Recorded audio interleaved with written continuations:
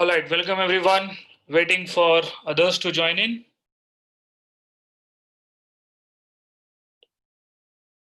Is this chapter over for you guys in school? EM wave? No, sir.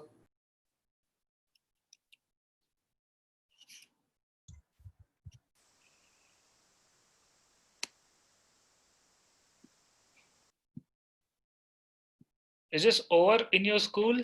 No, sir. No, sir. No. What are they doing in school? Physics?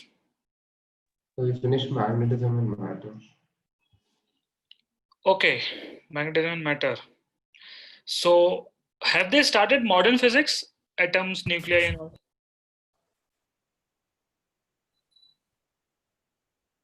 So we did dual nature, but that's it. That's it. Okay. So we are a little bit ahead of your school, whatever they are doing. So, right then, so today we are going to start this chapter, electromagnetic waves. Very simple and a very small chapter. Okay, so if we want, we can finish it in 2 hours only and get over with the next chapter. Get over to the, with it and go to the next chapter. But then, I thought that we have so much time left. So I decided to, whatever time is left after we complete this chapter, we'll be doing some problem solving of the previous chapters. Okay. So that way, we'll keep on revisiting the few chapters of class 12th only. And remember that these chapters which we are doing at the end, these chapters we are not going to revise. All right, so you should also do it like this, that you are doing it perfectly, as in you are not leaving anything for later, because later you have many other difficult and important chapters to cater to.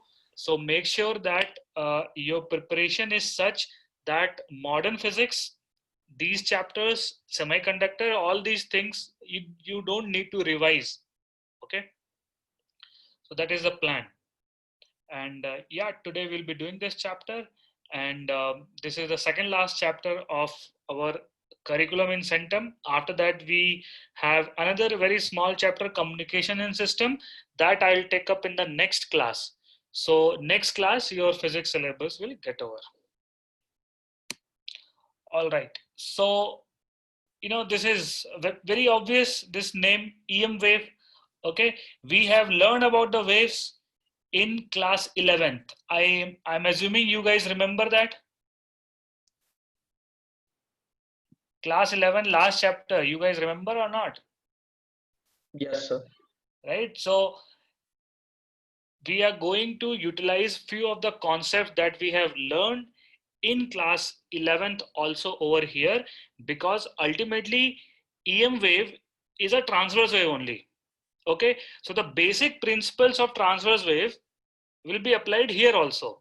Okay, and apart from that, whatever you have learned in dual nature of radiation and matter, wherein they have told you that energy of a photon is hc by lambda, momentum is h by lambda. So all that you have to use in this chapter also. Okay, so this is one of those chapters which I won't say that this is a science chapter as such. I would say that this is a technology chapter. Okay, so you have technology based chapters like semiconductors, EM waves, and communication system. So these technology oriented chapters, they will just introduce you to something.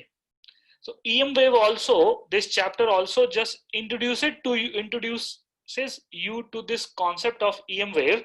And later on, if you take electronics and communication, okay, you're going to learn how to exactly use electromagnetic waves for the communication. And you're going to study EM wave for maybe 1 or 2 years, while if you take electronics and communication engineering. But right now, since it is just an introduction, we are going to study in as an overview.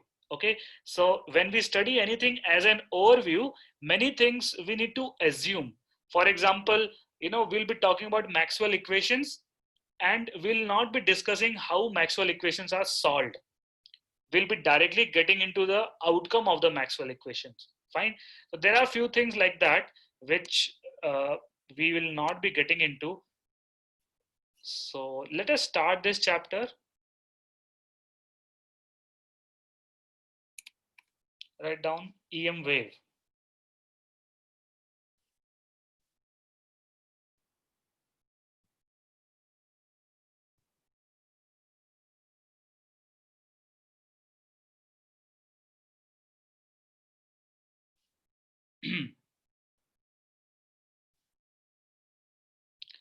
So yeah, as the name suggests, it is electromagnetic wave, wherein there is one component of the wave which is having the uh, electrical oscillation, the another component of the wave which has a magnetic field oscillation.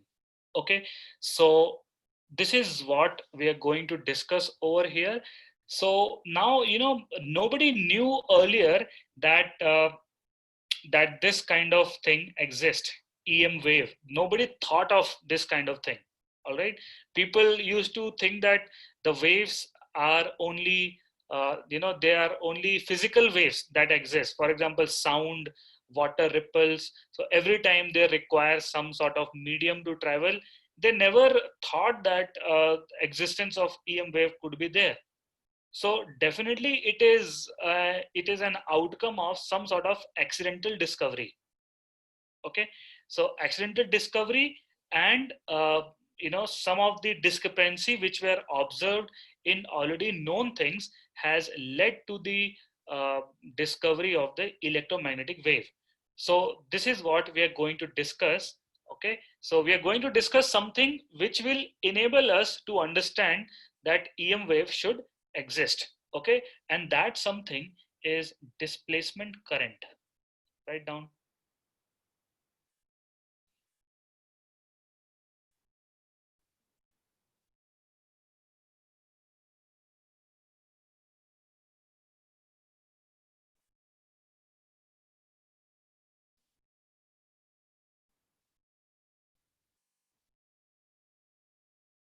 Why attendance is lesser today? Is there some sort of fest going on in some school? I heard that. Not an NPS. Not NPS, but people are still attending it. Uh, who is not here? Okay. Who is Raju? Oh, Raju is our Rajdeep. Still, he's Raju only. Param is not there. Okay, let us see if they join later on. So displacement current is a concept which led us to believe that EM wave exists. Okay, so here it is, guys. Assume you have this is a part of a circuit. Okay,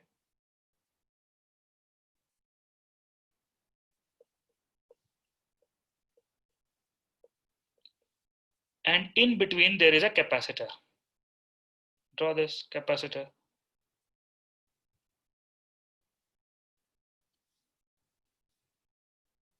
Okay, and there is a current that is going on.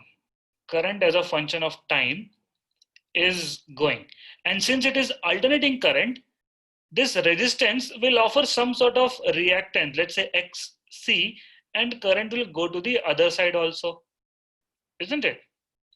Now here I'm going to apply the Ampere Circuital Law. You remember that Ampere Circuital Law? What is it?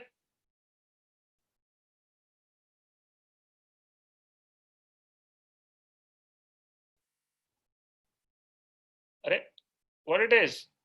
Integral B dot TL is equal to mu naught I. Integral B dot DL is equal to mu naught I. This I'm going to use.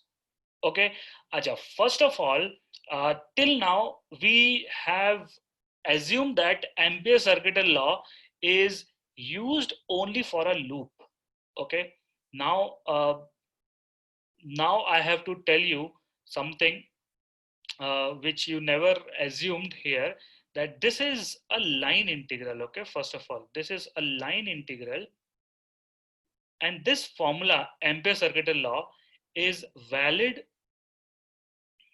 Okay, it is valid for any surface bounded by a closed loop. Bounded by a closed loop. Can you think of any such surface? Tell me. This integral will be valid only for the closed loop only.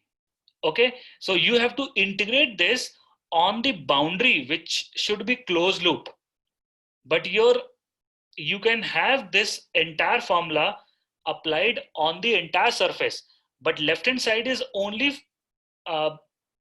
found out by applying it on the loop, which is the boundary of that surface. Can you think of any surface whose boundary is a closed loop?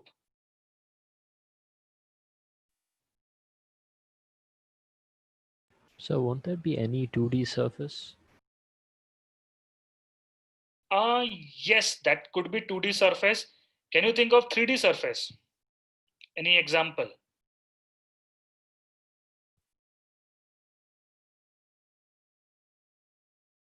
Any 3D surface?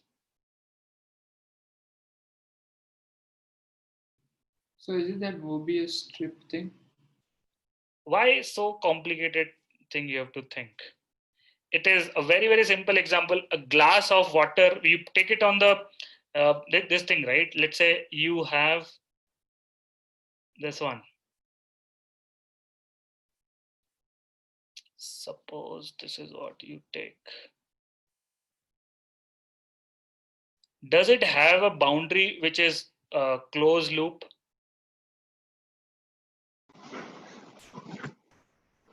Does it have or not? Look at this boundary, circular loop you see on this glass. Okay, Yes, so this is a surface. This is a three-dimensional surface. This glass is a three-dimensional surface which is bounded by a closed loop.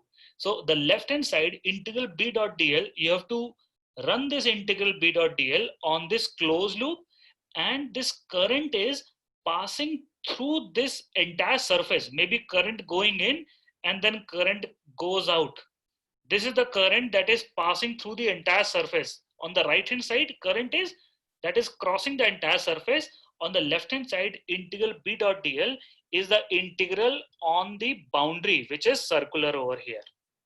Okay, so there is a slight modification here. You need to know this before I even talk about the displacement current. Otherwise, it will be very weird. Okay, all right.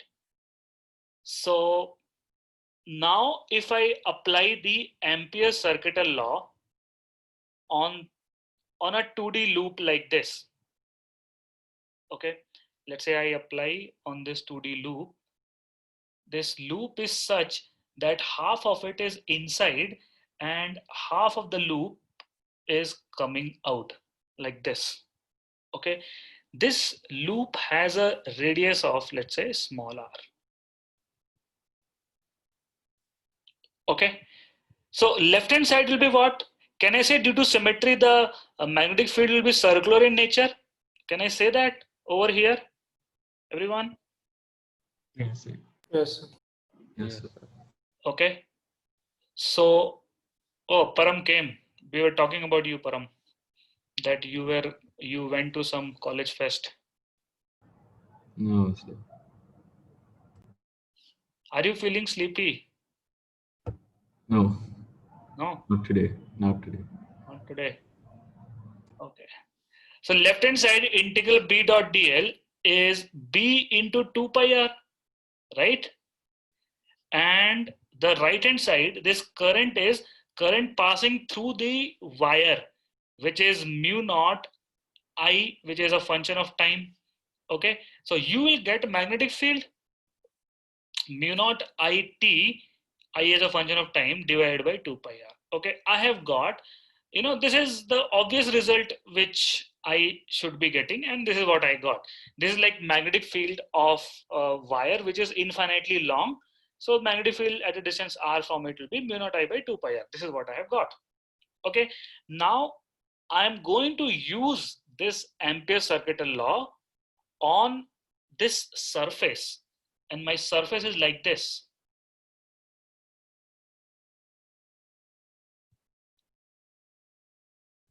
It looks like some sort of utensil, a tiffin box sort of thing. Are you able to visualize this? I am covering one plate of the capacitor inside this three-dimensional object. Okay, now I'm using the same formula over here. What I'll get, will left hand side be affected by this, or it will remain same? Everyone.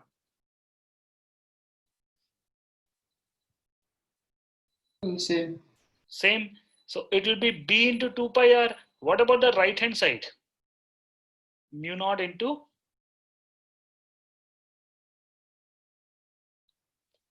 Is there any current passing through the loop? Sorry, through this enclosure or through this surface? No, there is nothing passing through it. So I am getting magnetic field equal to 0, which is not true. Okay, so clearly there is some discrepancy in the Ampere Circuital Law. This I can clearly state here. All of you understand this? Any doubts here? Quickly ask. Anyone?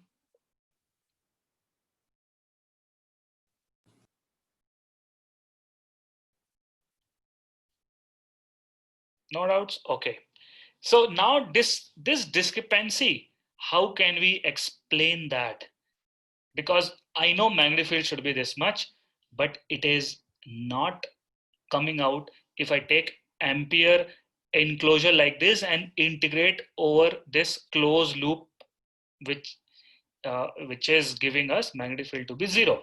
Okay, so this clearly, it tells us that Ampere's circuital law is incomplete the way we know it. Ampere's circuital law is incomplete. Okay, so what we have to do is that in order to remove inconsistency,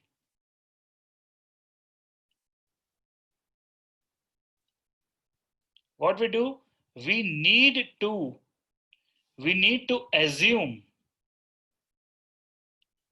or imagine a current between the plates of the capacitor. Current between capacitor plate.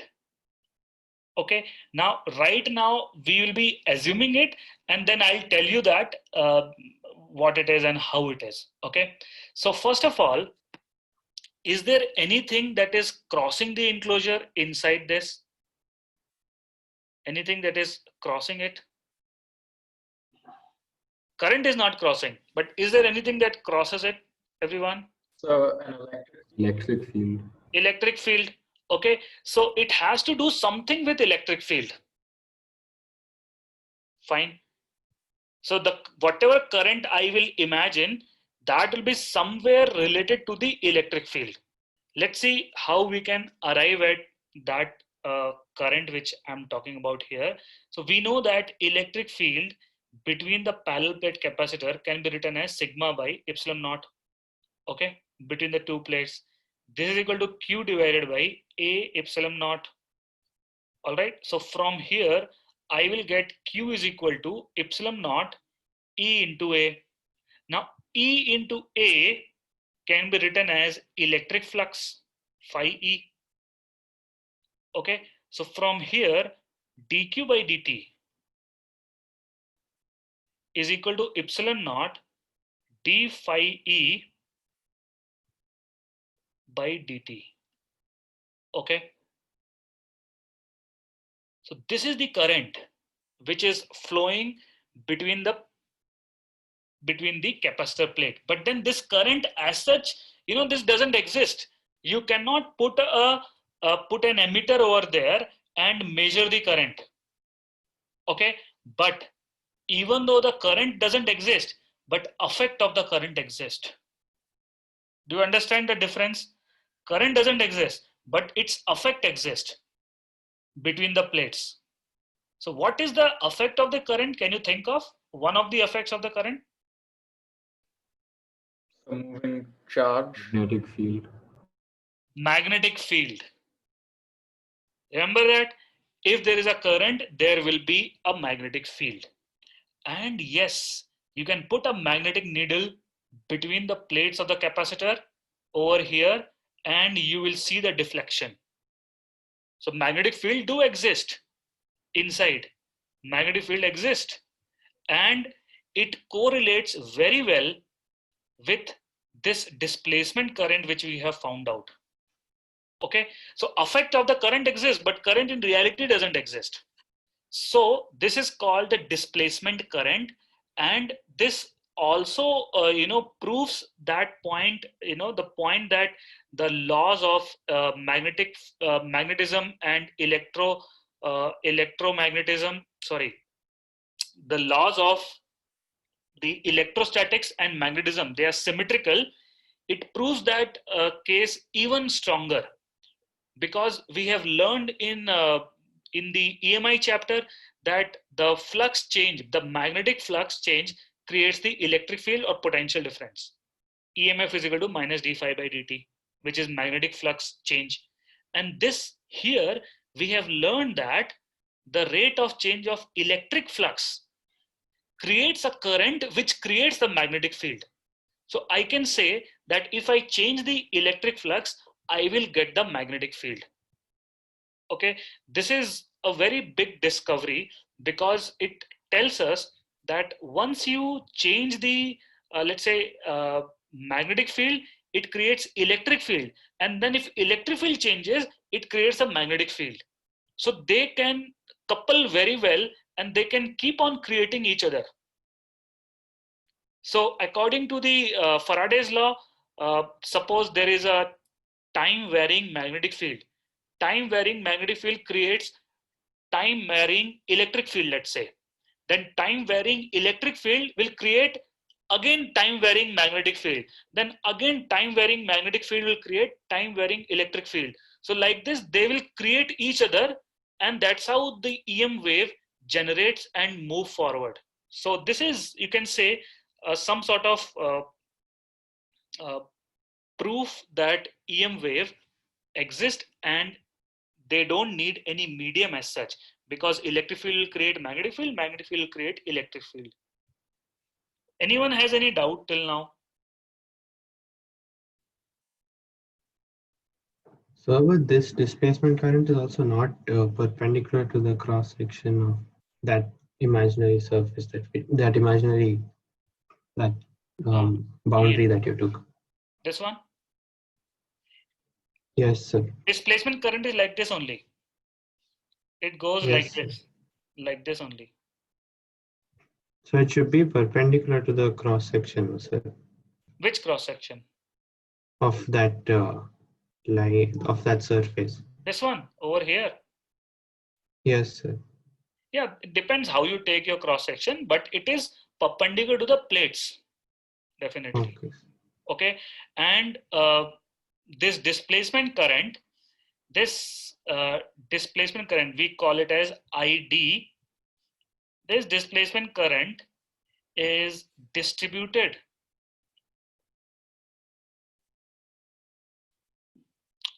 inside. It behaves as if it is distributed inside the capacitor. Okay, so there is a current density. It is not along one straight line. So current density J between the capacitor plate is ID divided by A, area of the parallel plate. So this is how you can say that there is a current density of the displacement current. Why I'm telling you all this? Because somewhere okay, we'll take numerical, then it will be better to discuss that way. Okay, so there's a current density, keep that in mind. All right, and this displacement current can also be represented in other ways as well. For example, Q is given as epsilon naught E into A. Between the parallel plate, electric field is V divided by D into A. Now you can write it as epsilon naught A by D into V. So what is epsilon naught A by D? This is C into V, right? So Q is equal to C into V. So dQ by dt can be written as C dV by dt plus V dC by dt. Now, practical cases, this term will be zero most of the cases if C is constant. If C is fixed, then I can say that displacement current can also be written as displacement current ID, which is dQ by dt, can also be written as C dV by dt. Okay, so different ways of representing the same thing. Okay. Now, how the Ampere Circuital Law changes? Ampere Circuital Law changes like this. Integral B dot dl is equal to mu naught conduction current which flows in the wire plus displacement current. Okay, and if I expand it further, mu naught IC plus mu naught epsilon naught d phi e by dt. This is your complete Ampere Circuital Law. But this complete Circuital Law is useful for this chapter only. Don't try to unnecessarily keep on applying in your regular problems. Okay, regular problems, if there is no gap between the plates or there is no capacitor involved, then you don't need to include this displacement current. Okay. Now, can you tell me what will be the displacement current if there is a direct current, it's a constant current, and we are talking about a steady state? How much it will be? 0. 0, right? The magnetic field, the electric field is constant. Okay, and the even the conduction current is 0, right? Capacitor will behave like an open circuit, direct current. But for the alternating current or during the, I can say here, during charging and discharging of the capacitor, displacement current exists. Okay, for DC cases also. Okay, now why there is so much, fuss about it? Because if there is a displacement current, there will be magnetic field also. Okay, so suppose we have this kind of capacitor, let's say, here is a capacitor.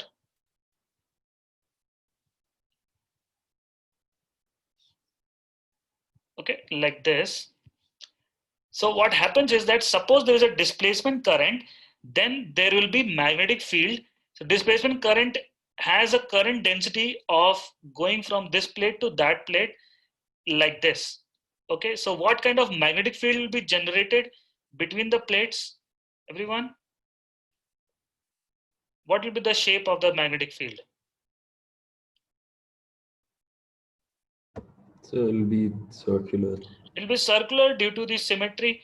You know, right? If you have, let's say, a solid cylinder like this, okay, if you have a solid cylinder, current is distributed in an area, okay, area density of the current is there, the magnetic field will be circular in nature inside the cylinder.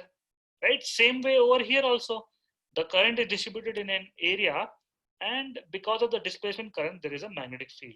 So there could be numerical. See, I am very much oriented in towards the exam. Okay, my discussion won't be involving about various other details of physics. Right now, the time is such we cannot think of anything else other than marks in the exam, right? So talking about that, there are numericals which will talk about getting the magnetic field inside the capacitor plate if the current outside is changing. So then this knowledge of displacement current will be useful. Okay.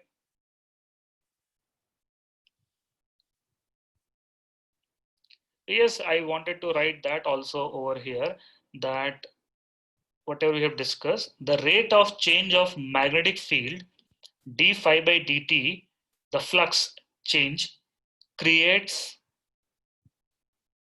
electric field or potential difference. Whenever there's a potential difference, electric field automatically will be there. Okay, so one and the same thing, two sides of the same coin, potential difference and electric field. And we have just learned that if I change the electric flux d phi by dt, it will create magnetic field. How? Look at this equation, the modified form of Ampere Circuital Law. On left hand side you have magnetic field, right hand side you have rate of change of electric flux. Fine. And this is, you can say, the basis of EM wave, that they keep on creating each other. Okay, look at this diagram over here. So when the fluctuation of electric field happens, it creates magnetic field. Fluctuation of magnetic field happens, it creates the electric field. So that's how they are coupled. We'll be coming back to that again, but right now let us take a numerical over here. Okay, so I'll be taking a numerical from your textbook right now.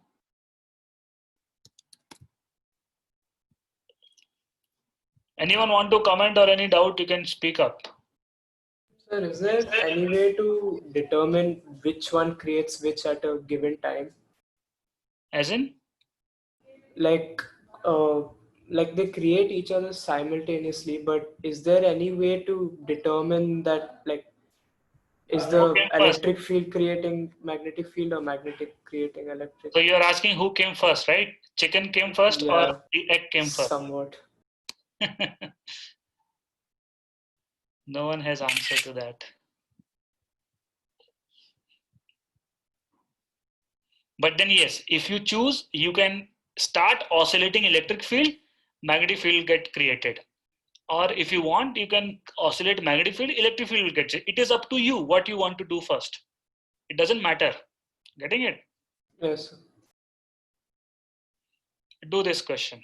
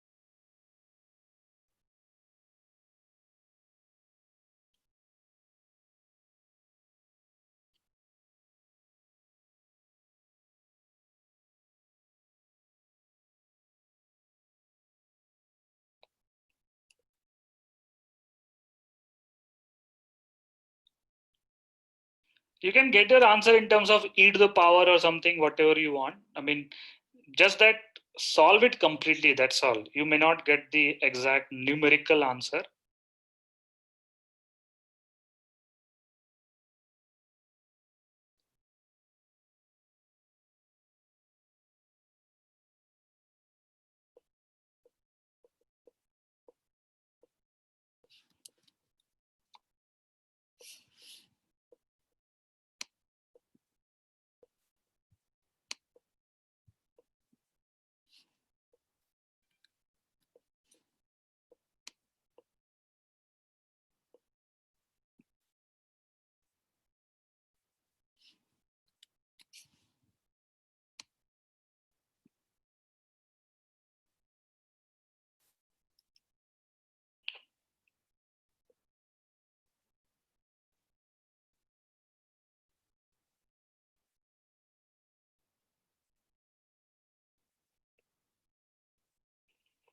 Anyone close to getting complete solution? I got the equation.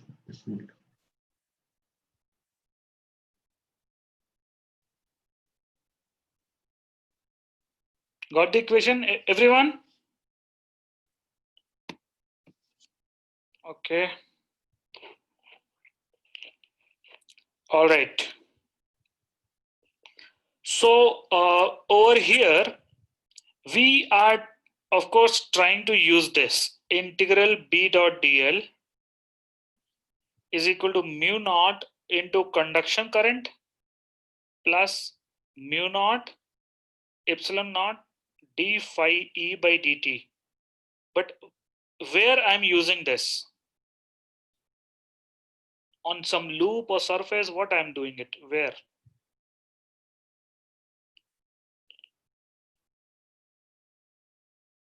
I want what? I want magnetic field at point P. Look at this.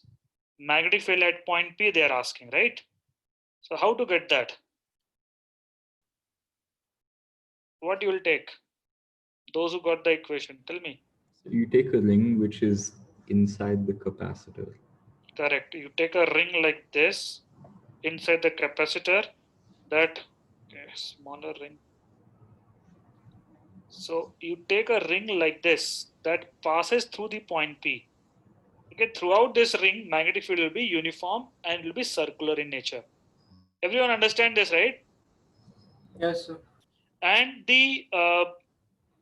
yes, conduction current will be zero. Conduction current is on the wire only, not in the gap. This will be zero. Integral b dot dl is straightforward. B into 2 pi small r due to the symmetry. This is equal to mu naught epsilon naught d phi e by dt is basically phi e. I can write phi e as electric field inside the plate into which area should I write? E into what area?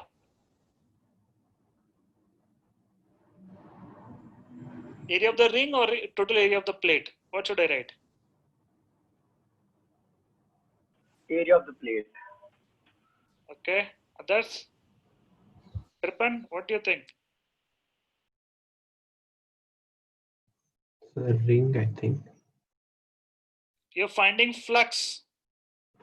Flux through the ring you're finding, or flux through the entire plate you're finding when you apply this equation?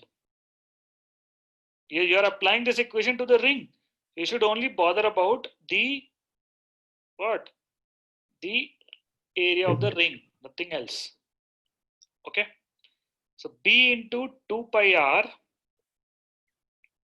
is equal to mu naught epsilon naught pi r square is constant, comes out d by dt of electric field. Okay. Now electric field can be written as potential difference divided by the distance between the plates. Okay. Now potential difference V can be written in terms of Q, that is Q divided by C. Q divided by CD. Fine. So E can be written as, now I can put the value of Q over here, CV 1 minus e to the power minus t by tau, that divided by CD. Fine. This is what we get. So dE by dt is equal to V by D times 1 by tau e to the power minus t by tau. Everyone able to follow this? Anyone has any doubt? Type in quickly. So I can cancel out pi, I can cancel out one of the r's like this. So B is equal to mu naught epsilon naught by 2 times R into V by D 1 by tau e to the power minus t by tau. Everyone type in, have you understood this?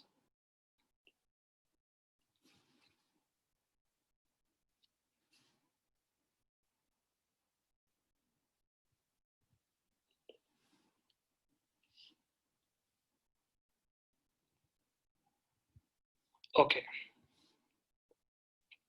great. So this is how we can use this displacement current to find the magnetic field. Fine. Okay, so let's proceed forward. So they haven't given you D, right? Huh? They haven't. Wait. Has radius once capacitance is given, na? From capacitance you find out. Okay. C is equal to epsilon naught A by D. Yes. So over here, will we get the same answer if we just differentiate Q? Just differentiate Q. You'll get it. You'll get it because displacement current is equal to conduction current only. You'll get it. But I wanted to show you this over here because sometimes numericals will be such there is no capacitor and flux is given as a function of time. You know, so yes. Now you can also, since capacitor is given, so what you can do is you can multiply numerator and denominator by A. And then you can see epsilon naught A by D is capacitance. So you can write this magnetic field in terms of capacitance rather than finding D. You can write it as epsilon naught A by D as capacitance CV by 2 times A, CV 2 times A, then mu naught R 1 by tau. I hope I have not missed any term. So this is the way you can write also because capacitance is given, D is not given. Okay. So yes, what I was talking about, what Param has raised a point here, that it is not only about the capacitors. Okay, this Ampere Circuital Law can be used anywhere. Okay, it need not be a capacitor. Sometimes if somebody tells me that in a space, in open space, electric flux is changing like this, A into T square plus B into T. Okay, and they're asking me to find out the magnetic field. What I'll do, I'll first differentiate and get the displacement current epsilon naught d phi E by dt. Once I get displacement current, then I'll use Ampere Circuital Law. Okay, I don't even have a capacitor, just the value of the electric flux is given as a function of time. Okay, sometimes they will give you voltage as a function of time. Voltage is like this, CT square minus BT, suppose. So we have derived what? Displacement current is equal to C times dV by dt, if you remember. Okay, so you can use this equation over here to get the value of displacement current and then use Ampere Circuital Law to find the magnetic field. Okay. So this is a broader What picture. is the capacitance for that formula? Say it again. So wasn't that C the capacitance for that formula? Or C? This is capacitance and this C is constant. Let me change this C to D. Then no, that D will be then distance between the plate. तो क्या रखें इसको बताओ? Phi रख देते हैं. Okay, now there will not be confusion. C is capacitance. So no, so my question was, if this was in space, so how would there be capacitance? Then you use this formula, right? There is no capacitor. Okay, yes, sir. For capacitor, you can modify the formula and get it C dV by dt. Yes, sir. Okay, so now this is about the displacement current, and now the existence of it is proven. So let's discuss about the EM wave openly over here. As a wave, we'll be discussing it. Okay, write down EM wave source. How and when EM wave gets generated? Fine. One thing is very clear, that electric flux should change with time, magnetic flux should change with time, and they will create each other. That's how EM wave gets generated. But then how will you create change in electric flux or change in magnetic flux physically? Okay, so here it is. So we know that static charges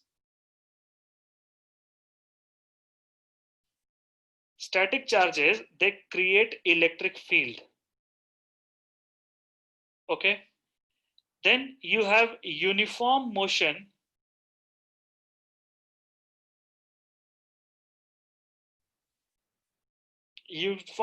of charge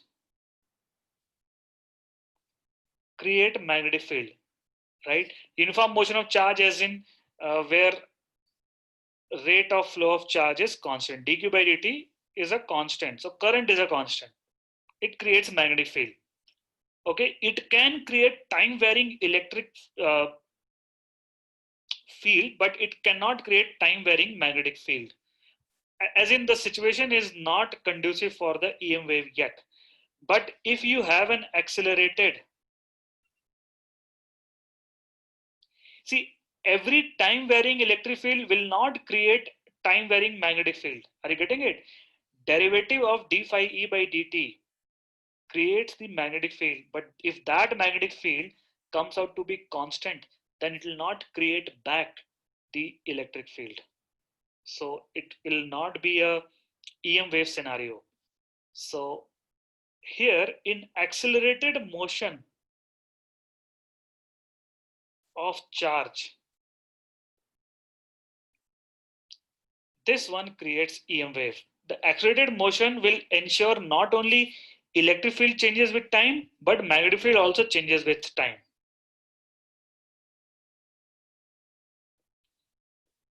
Yeah, Ruchir, if you want to, yeah, that way you can say. In fact, this accelerated motion is not the kind of motion wherein you keep on going in a straight line in accelerated motion. I am talking about some sort of oscillation, because when the EM wave gets created, it is an oscillation in the space. There will be a time period, there will be frequency, there will be wavelength. Okay, so it has to be, this accelerated motion has to be some cyclic motion. Okay, some sort of repetitive motion. You can say simple harmonic motion sort of situation. So as simple as a circular motion, if a charge is in a circular motion, it has to create EM wave. Okay, or if a charge is undergoing an oscillation, let's say simple harmonic motion is going on over here, charge goes this way, then comes back, and then again goes here, and this thing keep on happening again and again. So that is how EM wave should be produced. Fine. And we know that EM wave is having some energy. So as EM wave get generated, it will take some energy away. So according to conservation of energy, if EM wave get generated, the energy of the oscillation will go down, and slowly the charge which is moving or oscillating will stop, not because of friction, but because of emission of EM wave. Can a time varying current in a straight wire also create the create the EM wave. It will create a time varying magnetic field. So if d phi E by dt, if that is creating time varying magnetic field, and time varying magnetic field creates a time varying electric field, then definitely there will be an EM wave. Okay, you imagine as if it is like a fabric of electric field and magnetic field in space.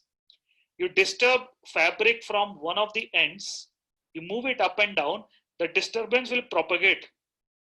Okay, so you can think of any random scenario, but then you have to make sure that time varying magnetic field should create time varying electric field and vice versa. If that happens, then it will be true.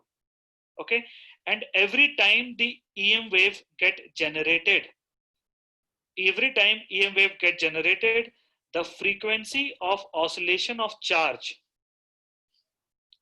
write down, the frequency of oscillation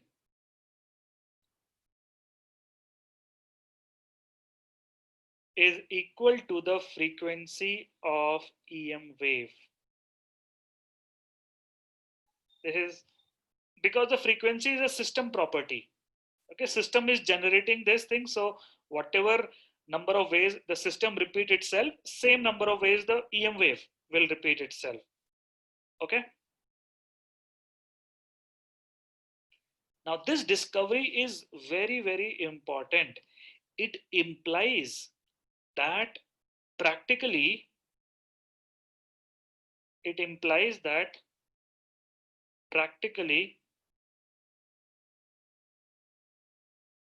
you can create EM wave of any frequency.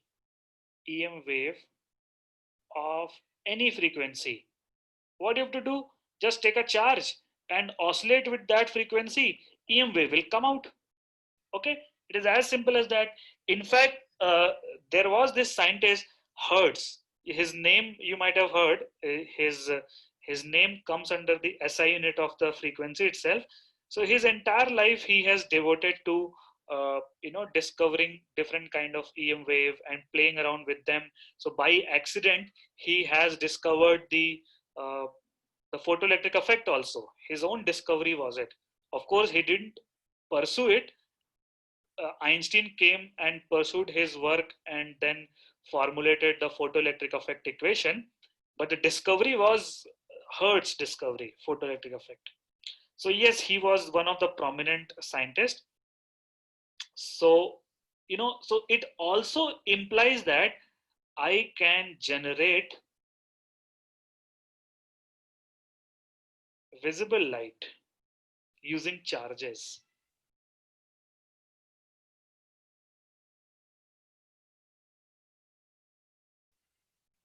But how practical it is?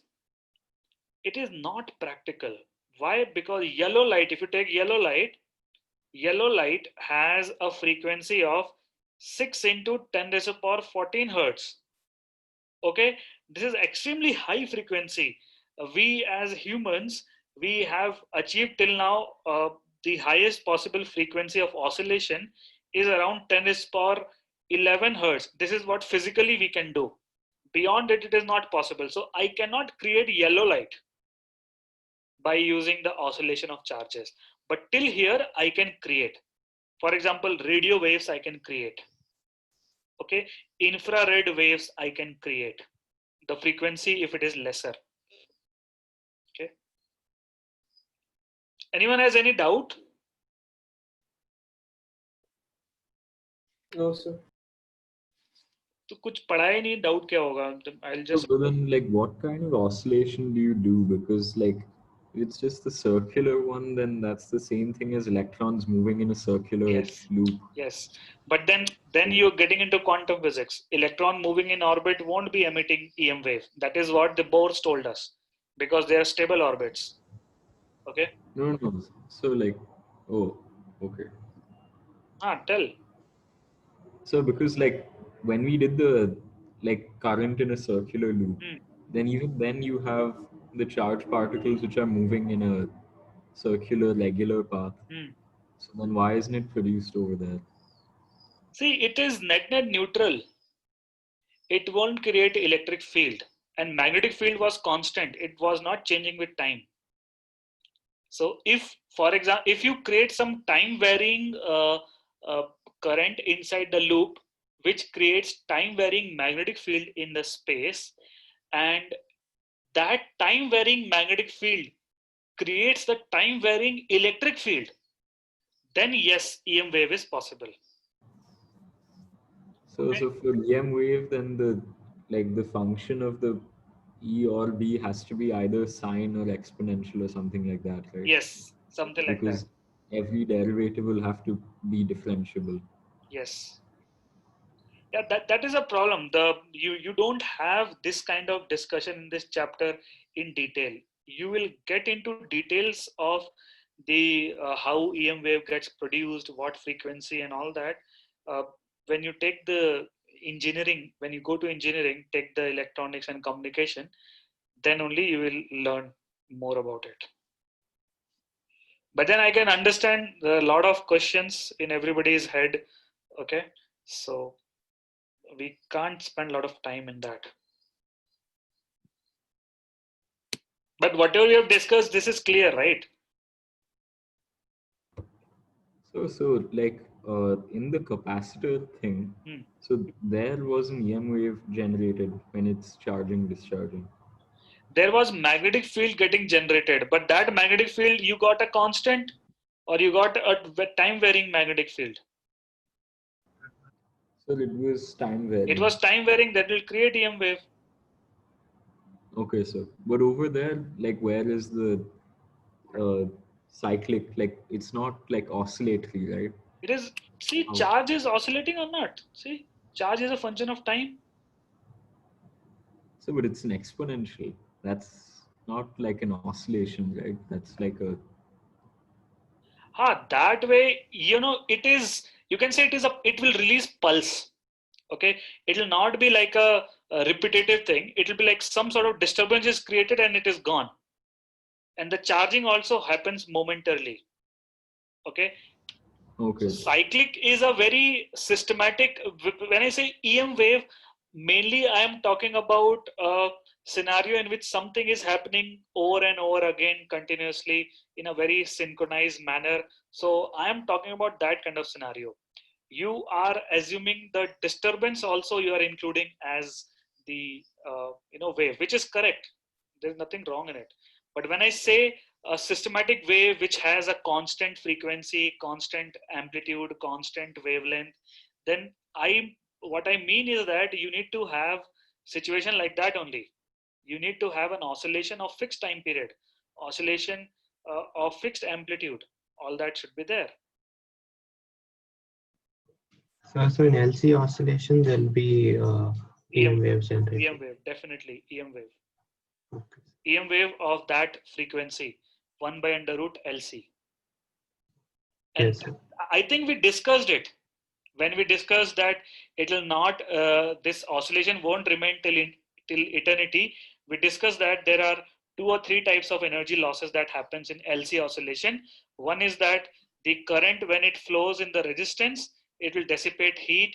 Second was, even if there is no resistance, then also EM wave will get generated and it will take away energy, and that is how the oscillation going to die down. Yes, sir. Yes, sir. Okay, so now talking about what I was talking about. This thing. So I can generate the EM wave practically. Okay, this is what is proved. So, but then some oscillations, oscillation beyond this is humanly not possible. But then this is very well proven that you can just take a charge in your hand and just oscillate it with some frequency, and that EM wave will be generated. That charge should be, there should be net charge. It cannot be a neutral object. You'll say, okay, fine, there is electron and there is a proton also, so I'm oscillating both of them. Okay, that's not going to work because they will cancel out each other's electric field. All right, so moving forward now. nature of EM wave. Okay. I think I'm getting into too much of story and discussion. Should restrict myself to numerical oriented thing. Nature of EM wave. Advik आया क्या? Advik is there? Yes, sir. तू इतना चुप क्यों है? Why are you so quiet? कोई कुछ बोला क्या? No. Everything is fine, right? Yes. अच्छा, ठीक है. All right, so nature of EM wave we are going to discuss. When I say nature of EM wave, I'm trying to analyze it mathematically. Little bit of mathematics we'll be seeing. Okay. First of all, when we talk about an EM wave, what kind of wave it is? One dimensional, two dimensional, three dimensional, what it is? How many dimensions? 3 dimensions. 3 dimensions. Dimension, इसमें क्या सोचना है? Correct. If you have a bulb, it will spread out EM wave, right? The light in all directions. Fine. So basically, it says that basically EM wave, when it exists, most of the time it will be three-dimensional wave. But when we are analyzing it, when we are analyzing its nature, we don't need to study three-dimensional wave. What we can do is that we can polarize. We can polarize light, polarize an EM wave, and make it one-dimensional. EM wave to make it 1D. And one little thing which I don't know whether you guys know it, direction of polarization. Direction of polarization is the direction of oscillation of electric field or magnetic field, or both? Both. Both कैसे हो जाएगा? हाँ, polarization is always in one direction. Which direction? You have to pick one direction. And there's no logic as such. This is just a fact. People have assumed it like that. Okay, so they have defined the polarization angle as oscillation of the electric field of EM wave. Okay, so remember this as a matter of fact. And few other things are there. Let me upload EM wave over here. So look at this EM wave. Few things you will notice once you polarize the EM wave, you will notice immediately, first thing you'll notice is that it is a transverse wave. Isn't it? It's a transverse wave. Second thing you will notice is that there are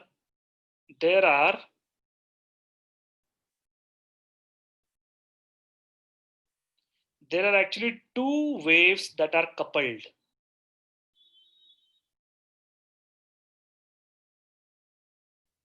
The electric wave and magnetic wave. Two waves are there that are coupled. Okay. Arey, Advik, don't write such big messages. You can stop and speak. Okay, so these are the two observations. Two waves are coupled, electric field and magnetic field. It's a transverse wave, and there is one more observation. When electric field creates a magnetic field creates electric field, they are perpendicular to each other. Okay, why it is that, how it is that, all that comes after you solve the Maxwell's equation. Okay, so but this is what it is. We are discussing what it is right now. So electric field and magnetic field, they are perpendicular to each other.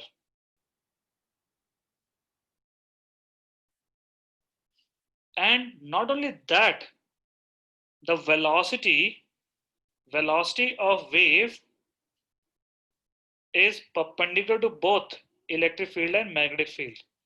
So these are the kind of observations you have made And if you know the direction of electric field and magnetic field, you can get the direction of velocity, which is cross product of electric and magnetic field unit vector. If you cross product it, you will get the direction of the velocity of the wave. Okay, please note down these facts.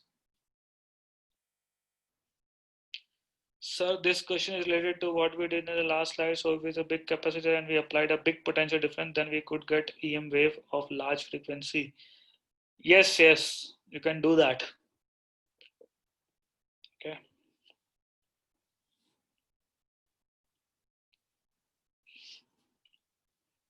All right, so now you remember how we write the EM wave equation? Y is equal to A sine kx minus omega t. You remember this wave equation, all of you? Yes, sir. Yes, sir. Right? So this is also EM wave. There are two EM wave. One is electric wave, other is the magnetic wave. So I can write the similar kind of equation for electric and magnetic field over here. So electric field, let's say electric field is in the y direction. So I'll be writing EY, right? Because I have polarized electric field in the y direction. So EY is equal to amplitude of electric field times sine of kx minus omega t. Okay. Similarly, I can write magnetic field. Magnetic field is in the x direction. This is equal to B naught sine of kx minus omega t. And you have noticed one thing, that the phase of electric field, phase of magnetic field, they're exactly same. They have to be coupled like that if it is an EM wave. Getting it? Now tell me, what is the value of the wavelength? Looking at the wave equation, tell me wavelength is equal to what?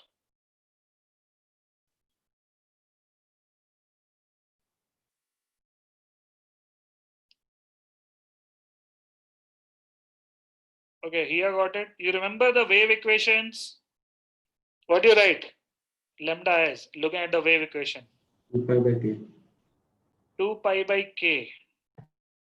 Okay, velocity of the wave, what you write? Omega by k, very good. Frequency of the wave? Omega by 2 pi. Omega by 2 pi. Omega by 2 pi. Or time period is 2 pi by omega. I should have written time period actually. But anyways, लिख दिया तो लिख दिया. Here is the pink box. Fine. So this is about the nature of the EM wave. This is from the observation. These are the observation. This. 4 observation, and then we can conclude these things then. Okay. Now looking at these equations, it is very easy to tell what is the wavelength, what is the velocity, what is the frequency. Okay. But are these equations given to you at the first place? No. You are assuming that it is known to you, right? So we need to understand how to get the value of k, omega, or the velocity of wave, something like this. In fact, you will derive the value of k and omega once you know about the velocity and frequency. It is other way around. Okay, it will not be that equations will come first and then velocity and frequency. Of course, in numericals it can come first, but in practical life, you will have to derive k and omega from velocity and frequency.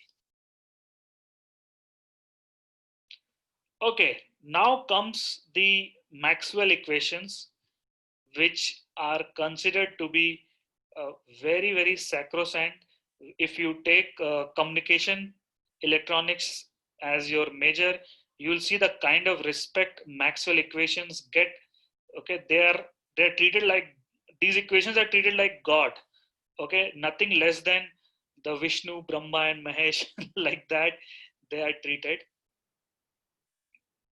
Okay, so these are the Maxwell laws.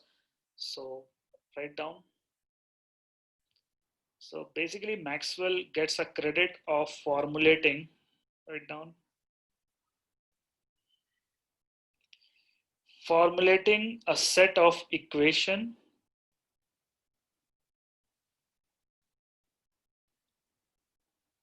we had a professor in IIT Bombay who had started EM wave topic by literally doing puja of Maxwell equations. He brought those agarbatti and all that. He did some puja ceremony and then started teaching. Okay.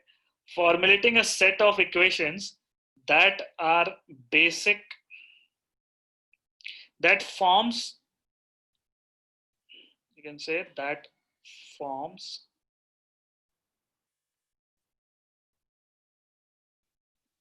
the basis of electromagnetism.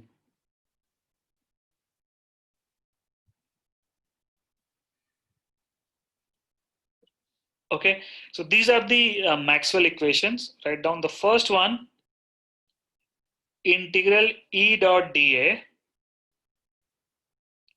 is equal to Q by epsilon naught. Okay, second one, integral B dot dA over a closed loop is equal to 0. Third one, integral E dot dL is equal to minus of rate of change of magnetic flux. And the fourth one, integral B dot dL is equal to mu naught into conduction current plus mu naught epsilon naught d phi E by dt. Now, do all of these equations look familiar to you? Yes, sir. Then why Maxwell is getting credit? These two equations are practically Gauss law. Gauss law in electrodynamics, integral E dot dA is Q by epsilon naught. And for magnetism, the flux should be 0. So this is the Gauss law. What is this? Can you recognize? It's from that EMF chapter. अबे नाम बताओ ना. Is loss. Faraday's law. This one, Ampere's law. Okay, so the credit to Maxwell is not formulating these four equations separately. The credit to the Maxwell is that he has used these four equations and created a coupled equation between magnetic field and electric field. Then he has solved that equation. He has not only listed down this equation, he has solved this equation. And when he solved this equation, he got a wave equation.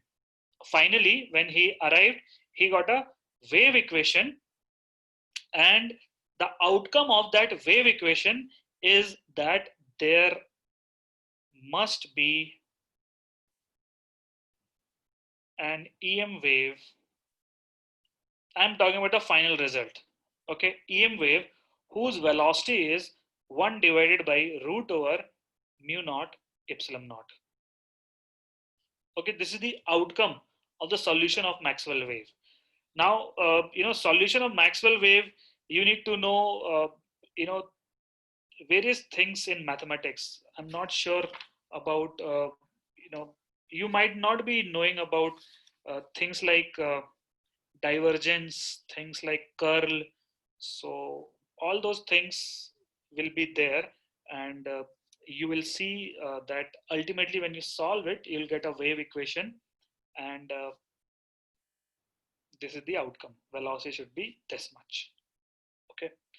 Now, this velocity of the wave, 1 divided by root over mu naught and epsilon naught.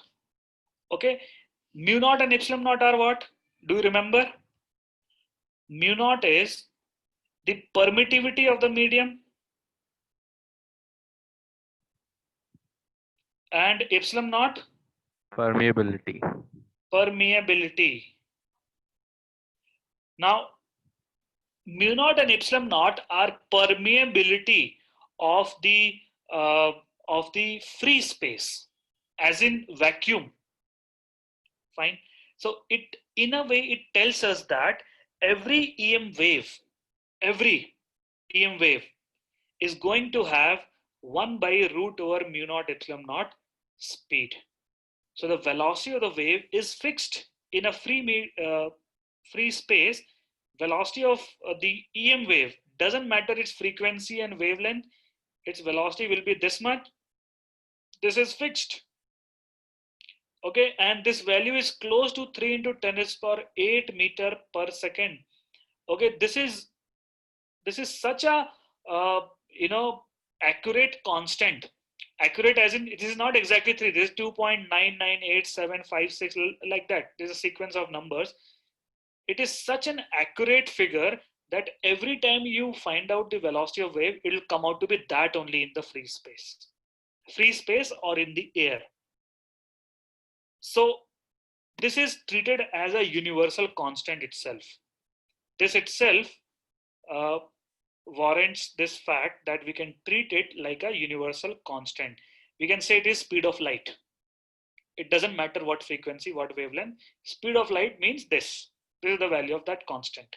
Okay. Later on, people also found out that no object can be able to move relatively or absolutely with greater velocity than 3 into 10 raised to power 8 meter per second. Of course, there are a lot of theoretical physicists who will keep on fantasizing things like, and they will tell you that hypothetically there can be some particle which will travel with more than speed of light and all that. But then for all practical purpose, we can assume that this speed of light is the highest speed of anything relatively or absolutely. And this is the basis of entire Einstein's general theory of relativity also. If this is not fixed, then Einstein's general theory of relativity is not correct. So this is a universal constant. And of course, if medium changes, by the way, I have to tell one more thing. I keep on remembering things. So it is this is called universal constant, and it is such an accurate value that you can use this velocity to define things. For example, you can define what is 1 meter based on the speed of light, because speed of light is a very, very sacrosanct and very accurate constant. So that is why people define it as, the amount of distance traveled by the light in this many seconds is 1 meter. Okay, so more and more respect is given to this universal constant. And if there is a medium,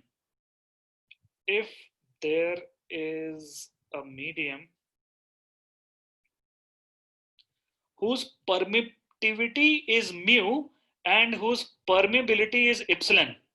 For example, if let's say if you have a medium of dielectric constant K, your mu naught will become K into mu naught, isn't it? And if you have relative permeability mu R, क्या बोल रहा हूं मैं इधर? Epsilon naught will become K times epsilon naught. And if you have relative permeability mu R, your mu naught will become mu R times mu naught. This is nu epsilon and this is nu mu. So the velocity in this medium, which has mu and epsilon as your magnetism and electrostatics constants, the velocity would be 1 divided by root over mu into epsilon. Okay, in free medium it is 1 by mu naught epsilon naught, and in other medium, okay, so from here you can find out the refractive index also. So let's say this is the velocity of light in the air, this is the velocity of light in the medium. So refractive index of the medium will be equal to speed of light in the air 1 divided by mu naught into epsilon naught divided by 1 divided by mu into epsilon naught. So refractive index will be equal to root over mu epsilon divided by mu naught epsilon naught, which you can also write it as, this mu m is refractive index. I should write it as n so that you don't get confused with mu over there. So n, the refractive index, is equal to mu can be written as mu r times mu naught. Epsilon can be written as k times epsilon naught. So it will be root over k into mu r. This is your refractive index, absolute refractive index of a medium. Everyone clear whatever we have discussed till now?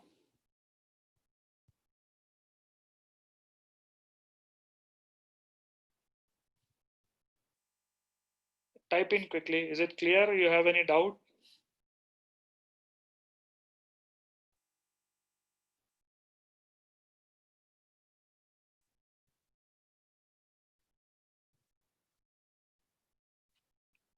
Okay. So Kritika, are you able to write now, or is still some pain is there? Sir, I'm still not able to write. Sure.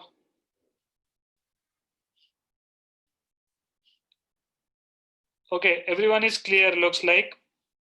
Do you remember in the waves chapter, you have derived some formulas for the velocity? What were they? Velocity is equal to, remember? Mechanical wave. Lambda nu. Lambda mu. Not Yeah. that. So Formula. A omega cos omega t minus V kx equal to root over t by mu. Transverse wave velocity, right? And for the longitudinal one, under root bulk modulus divided by density. You remember this? This is for the mechanical wave, and this is for the EM wave. Okay, so even EM wave velocity depends on the medium, but medium's permeability and permittivity it depends upon. The mechanical wave's velocity depends on the tension, the mass per unit length, bulk modulus, or the density, like that. Okay. So this is from where the constant of the electrostatic law, that 1 by 4 pi epsilon naught and all that come from. So EM wave gives you in terms of epsilon naught and mu naught. So you try to basically club everything and represent it in a similar manner. So that's how it is getting used. Okay. Now, simple questions. Do EM wave carry energy and momentum? All of you know that it does. We have discussed it already. Okay, but then I have to ask that question again. Since we have asked it, now when we talk about the EM wave and when we talk about the energy of it, what is the best parameter to represent the energy carried over by EM wave or something like that? What do you think is the best parameter to represent it? It represents the energy or power of the wave. Like for example, for fluids, instead of force, we talk in terms of pressure. Instead of mass, we talk in terms of density.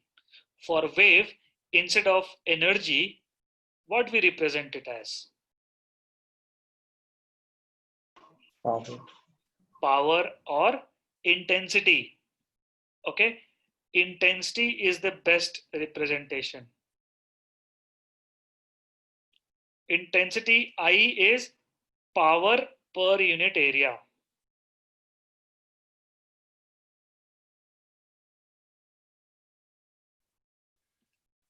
Okay.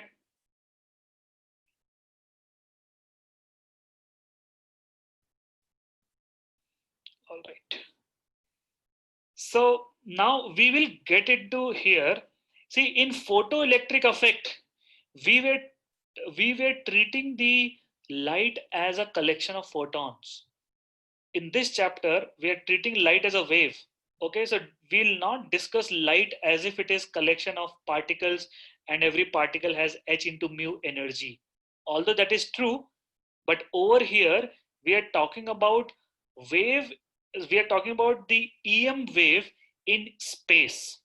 So when EM wave in this space, it behaves like a wave. And when EM wave interacts with matter, then only it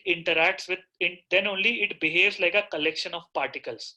Okay, so we will not discuss it as a photon thing. Okay, now we know that the EM wave has electric field and magnetic field, right? And we also know that the density of the magnetic field energy, joules per unit volume for magnetic field energy, is B square divided by 2 mu naught. Okay, this is the magnetic field energy density, and this is the electric field energy density, half epsilon naught E square. Do you remember this, everyone? Yes. Yes, sir. Okay, we have derived it for capacitor and inductors respectively, but then this is true for in the space also. Okay, it is proven using Maxwell equation that EM wave energy is equally split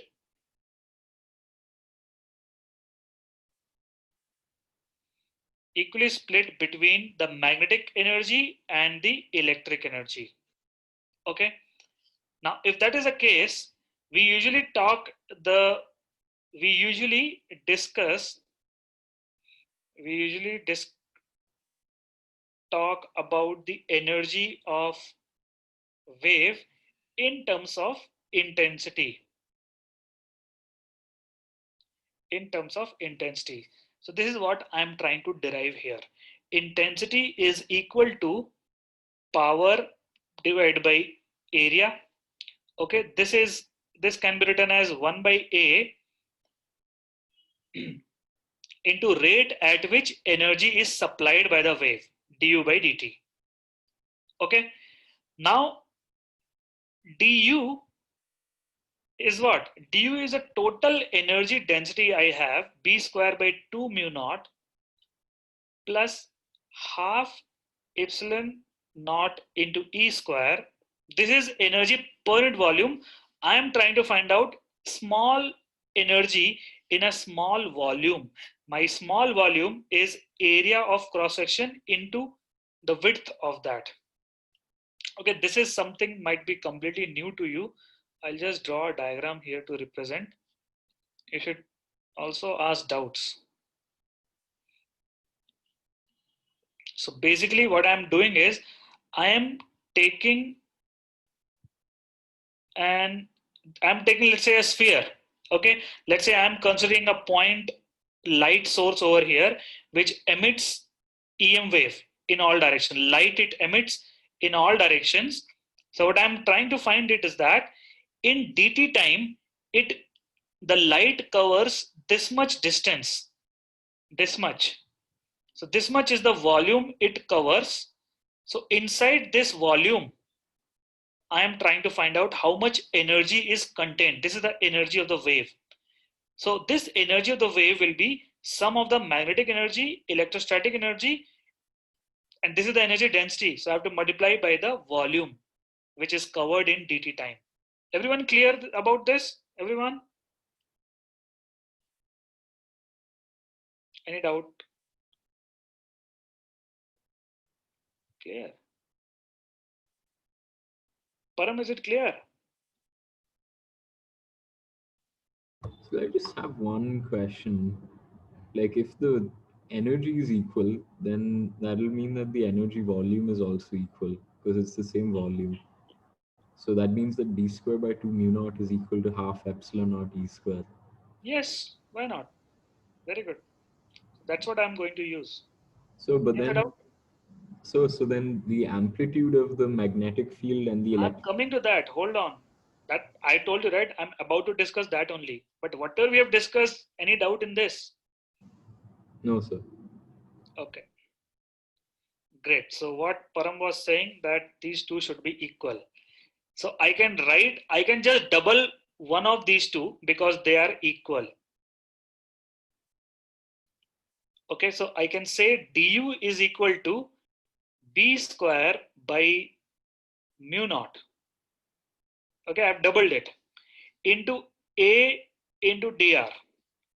So if I multiply by 1 by a both sides and divide by dt, I will get this 1 by a du by dt is b square by mu naught into dr by dt. Now what is dr by dt?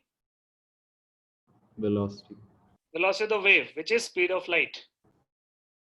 B square by mu naught into speed of light. This is your intensity, right? 1 by a du by dt is your intensity.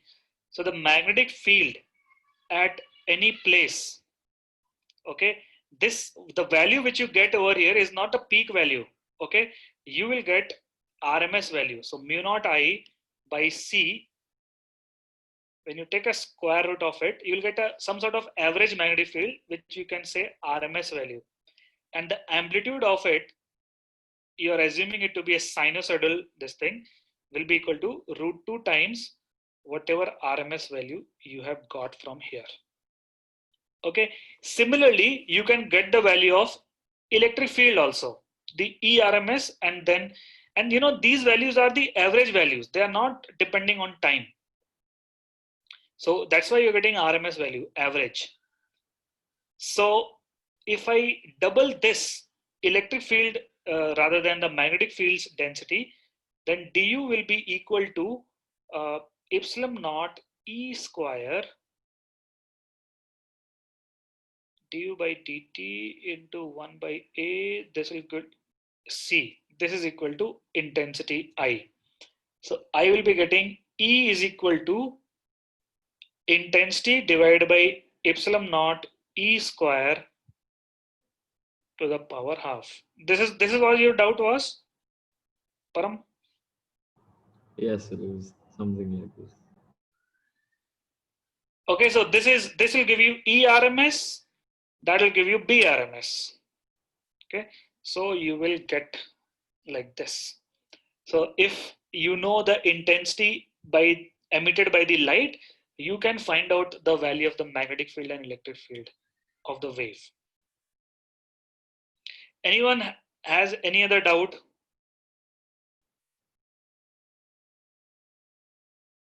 So why did we get the RMS? So because wasn't B and E taken during that small length du and dr and all? See, actually what is happening is that electric field and magnetic field is changing with time or not? It is oscillation. Yes, sir. Over here it is changing with time.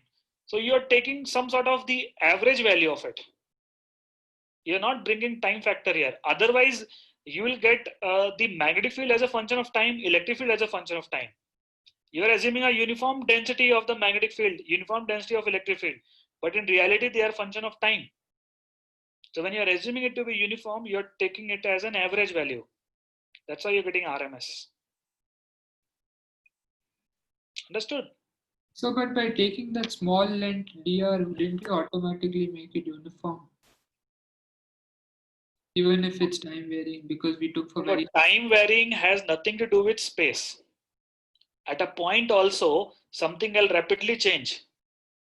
What I'm doing is that I'm taking a small volume and I am waiting till eternity and accumulating all the energy and looking at it. Okay, I'm not reducing my time over here. I'm just reducing my volume. So the volume, the space is different from the time. Okay. Yes. So in the formula, is it I by epsilon C? Yes, smart ekdam. Epsilon naught C. Correct. Sorry about the silly error. All right. Now coming back to further discussions here, the Maxwell equation also proves that the magnetic field amplitude is equal to electric field amplitude divided by speed of light. Okay. You can also arrive at this result by the fact that both electric and magnetic field energy density should be equal. Okay. And speed of light is 1 by epsilon naught, 1 by root epsilon naught mu naught. From there also you can arrive at this, but better to know this as a fact, as a matter of fact. So at a particular instant also, not only magnitude, at a particular instant and at a particular time, at a particular place, if magnetic field is B, it will be electric field at that place, at that instant, divided by C. Okay, so even this is true. You can just multiply sine of kx minus omega t both sides, so this will transform into that. Okay, now if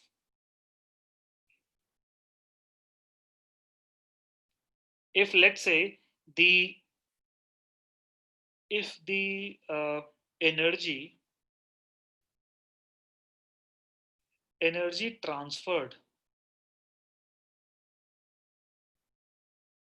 by the wave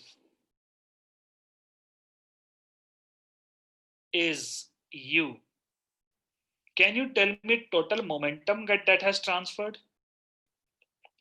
assuming that the surface absorbs everything? Can you tell me the momentum that is transferred?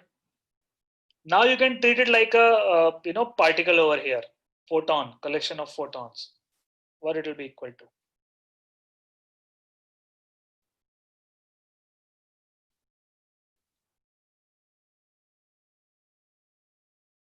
Okay, Ruchir got it. Other?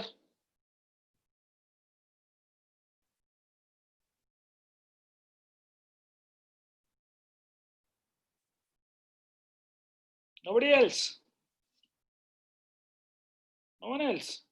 The momentum of a photon is h by lambda, which is energy of a photon divided by speed of light, right?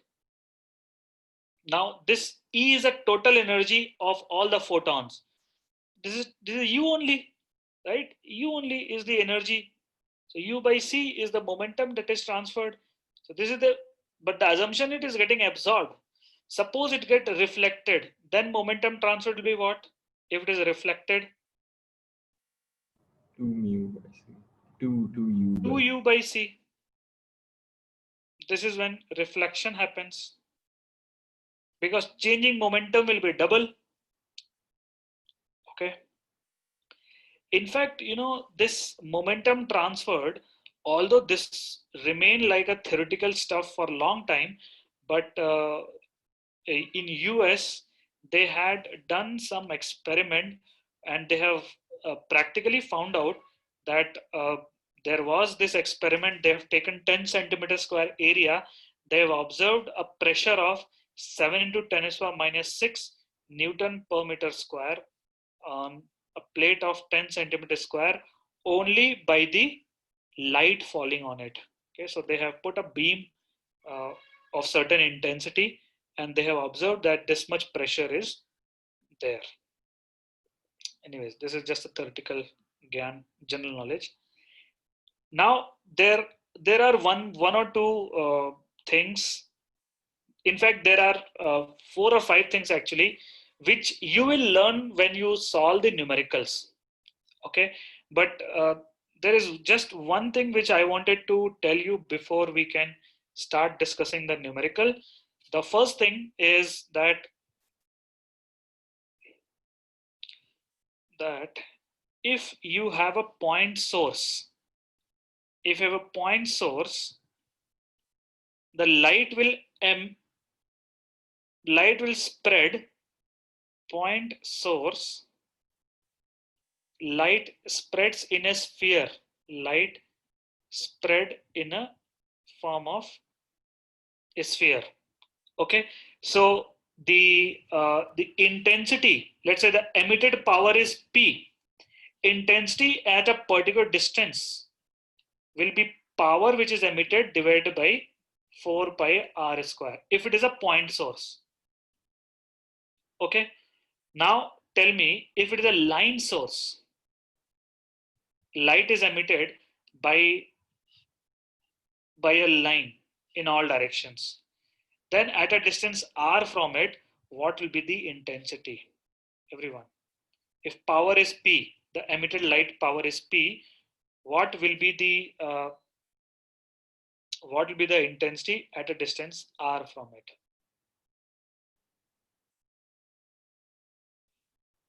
Quick.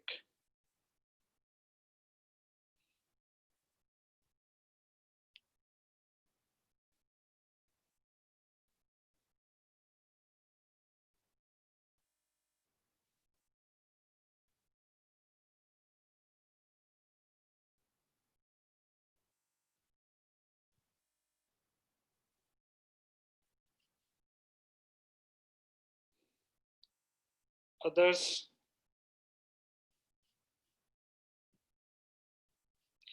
So basically now when it spreads, it will spread cylindrically, isn't it?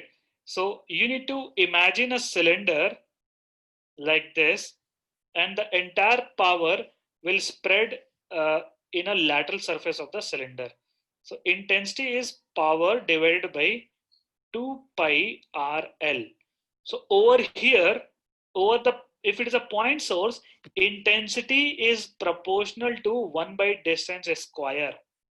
If it is a line source, intensity is proportional to 1 by R.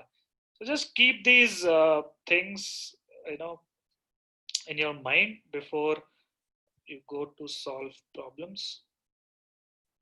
All right, so now let us take few questions. So I will take questions from your textbook only.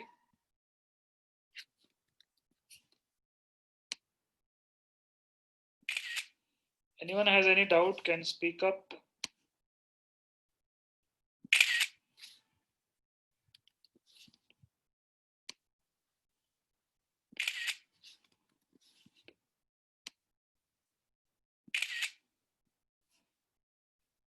All right, so here are the questions.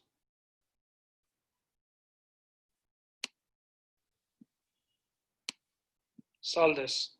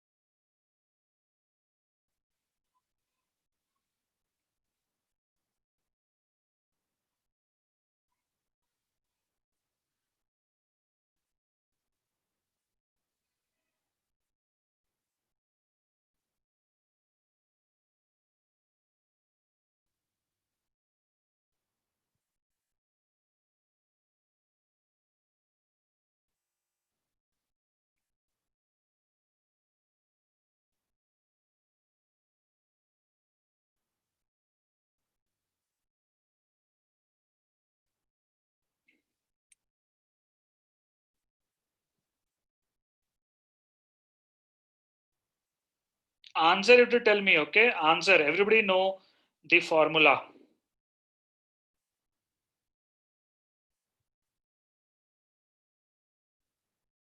Okay, only Ruchir got it.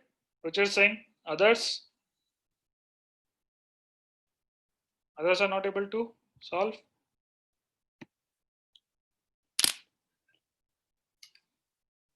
Okay. Param, what is your answer?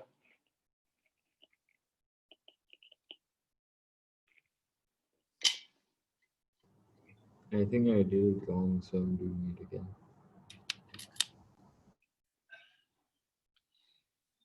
Okay. See, we know that magnetic field, we just learned, right, will be equal to electric field divided by speed of light in an EM wave. So talking about the magnitude will be 6.3 divided by 3 into 10 raised power 8. So that is 2.1 into 10 raised power minus 8 magnetic field, right? This is Tesla. Okay. Fine. Now, direction of magnetic field, how will you find out? The velocity is in the I cap. Okay. Then electric field E is along the J cap. We know that electric field unit vector cross product with the magnetic field unit vector should give me the velocity unit vector. So velocity unit vector is I, E is J. So I need to take a cross product with K.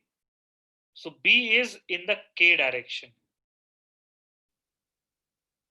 at that moment. Fine. Simple question, right?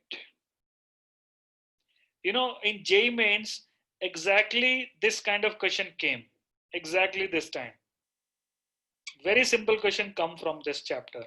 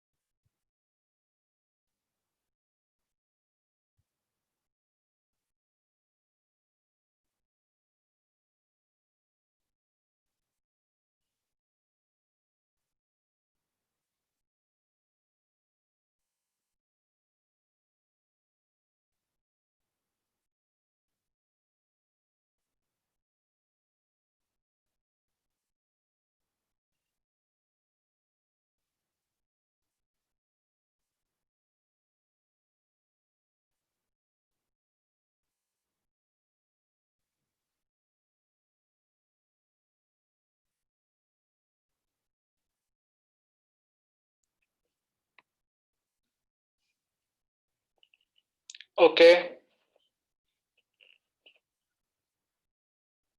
Wavelength.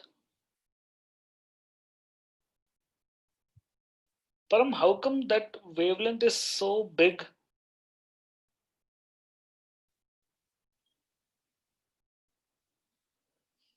Wavelength, what is the formula? 2 pi by K? Yes, sir. Why you guys are not doing it? All of you. 2 pi divided by 0.5. Do you think you are over smart? This is not up to your level. These question, everyone will get it right, and if you get it wrong, your ranks will go down by lakhs. So everyone should attempt this much meters, which is roughly 1.26 centimeter.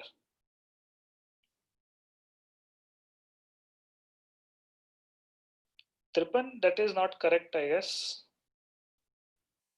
Yes, I made power mistakes also. Power mistake कर दिया तू. Advik got it. Raju got it. Raju. So I got it as well, right? Yeah. You also got it. How Yes, come? like that was in meters. Param is also good. Fine. B part. Expression for electric. अच्छा frequency भी तो निकालना है भाई. How will you get frequency? Omega by 2 pi. Good. Don't tell me that you will divide wavelength by speed of light.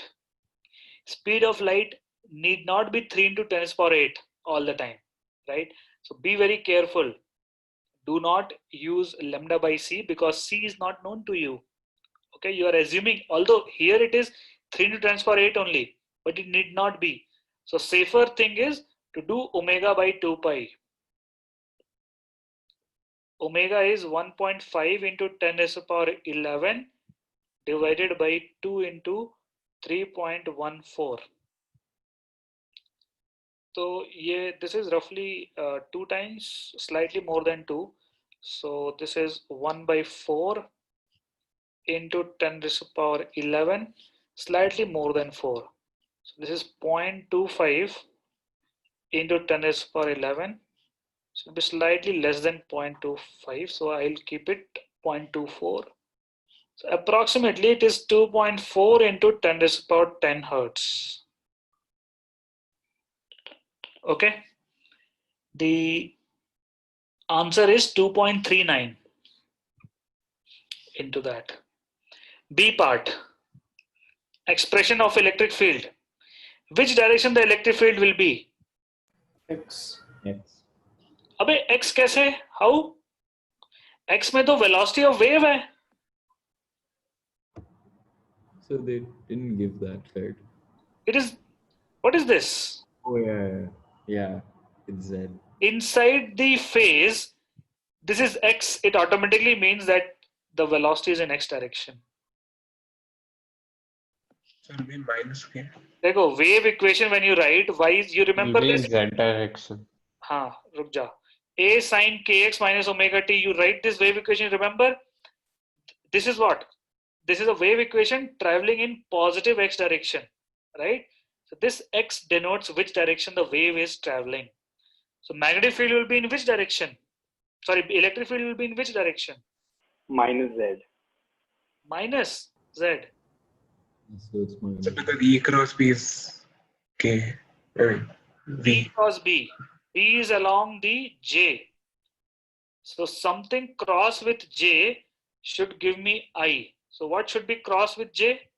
So minus k. Minus k. Minus K cross. Minus K. ठीक है.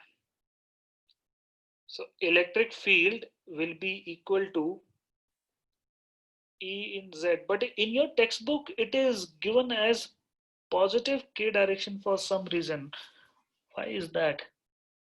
Actually, you know, the positive or negative, it doesn't matter because oscillation will happen both ways. At an instant when B is positive, at that instant E should be in negative Z direction. So yeah, I mean, if you want to be very, very accurate, you can include minus sign, and this is correct only. But the velocity will be in negative I, no, sir, because it's x plus omega t. X plus omega t what? No, In it the will question, be it's minus. but in the question it's plus, no, sir. Is it plus? I Yes, think sir. so. Oh, I didn't see that. It is because I have put a box over here. It looks like negative.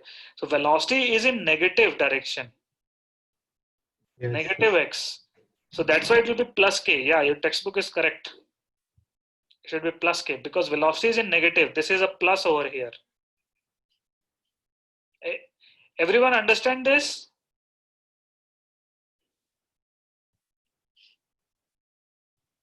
No? Yes, sir. Yes, sir.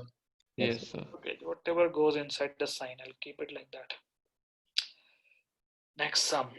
You can see here, you know, the kind of silly errors that you guys are making over here. You learn every, you learn small things from every question you solve.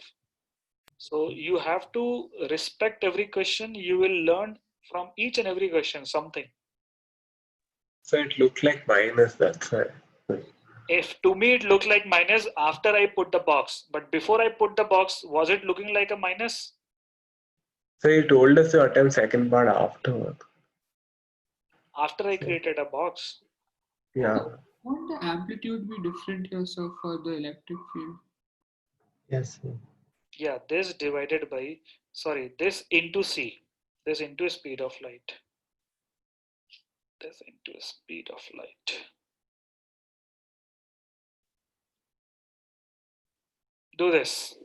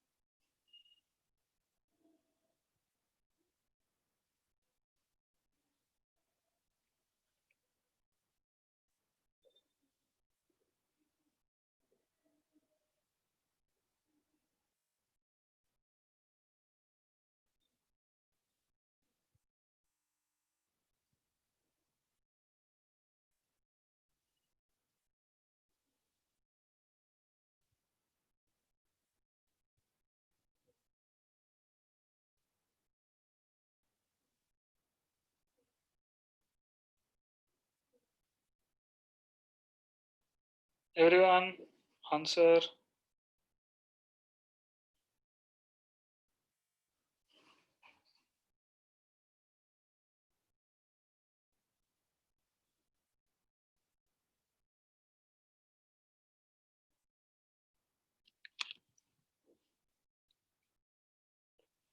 Okay, Ruchir Chaitanya Param answered something.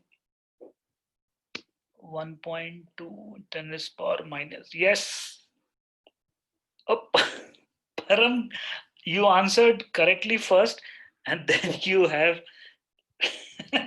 So that's definitely wrong because that's the momentum. No, that is correct. The first one was correct. So how? Because That is not that was the energy, that is momentum. power. Yes. Wait, no. So this is energy flux. This is Watt not per power. centimeter square. What is watt? Oh yeah. So then why do they say energy flux? So that you make silly error. So, These okay. exams are not exams of selection. They are exams of elimination. They will try everything possible to eliminate and make you do silly errors. Okay, so I guess Wait, sir, just give us 2 minutes. 2 minutes. हाँ, ले ले 2 minutes. I'll take 2 minutes to write down.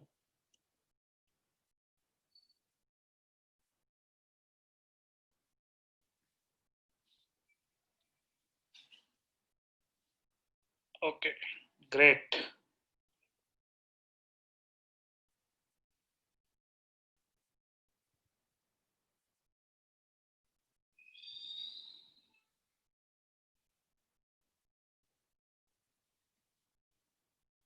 Done, Mehul.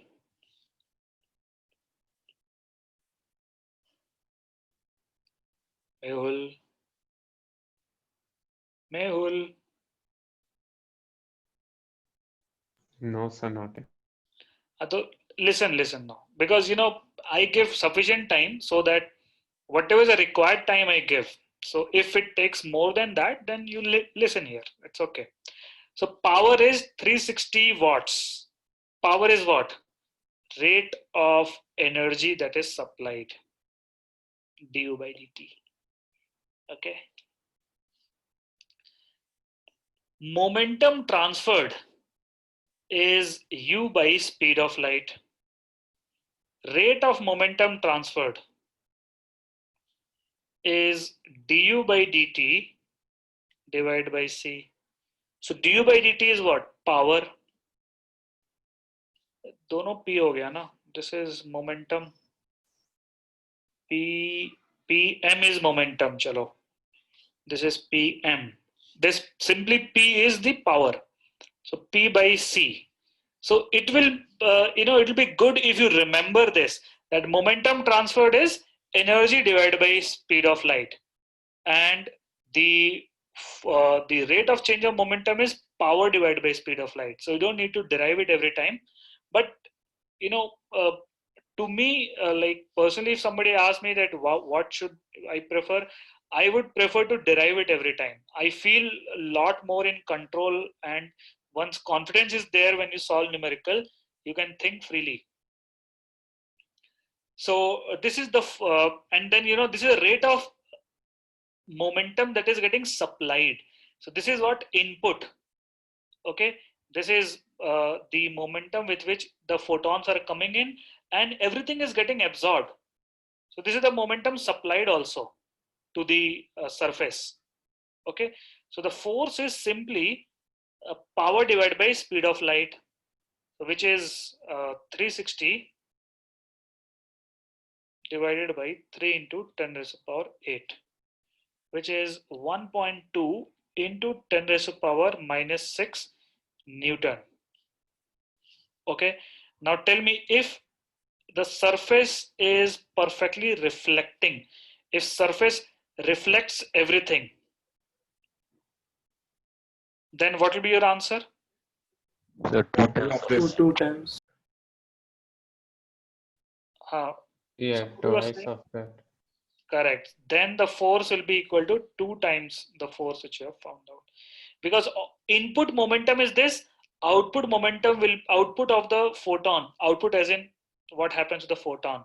Initial, that word will be better. Initial word is better. So initial momentum is this, final momentum will be in opposite direction. So change in momentum will create the force. So whatever force the momentum will feel, according to Newton's third law, same force the surface will also feel. So the rate of change of momentum of photon is equal to rate of change of momentum of the surface. So the forces will be double now. Okay. Next.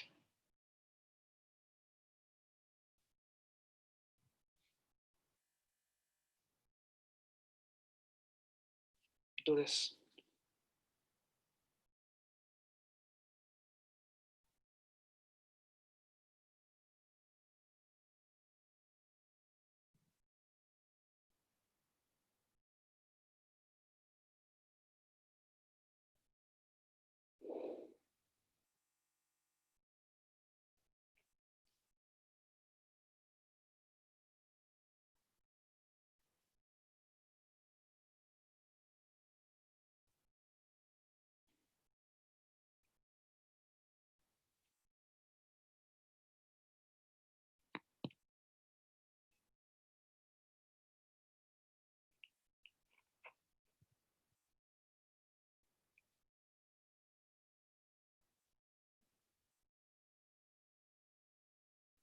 It's a good question.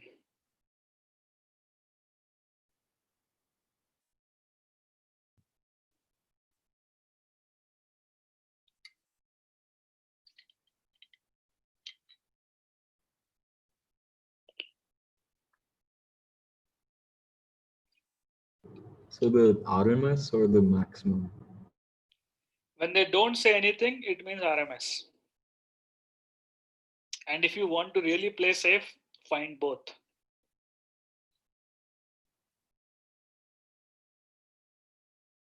For school exams. In the JEE kind of exam, options are will be written in front of you, and then you can take a call. Ruchir Singh got some value of the RMS.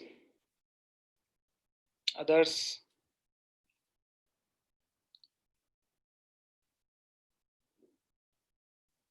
Let me tell you.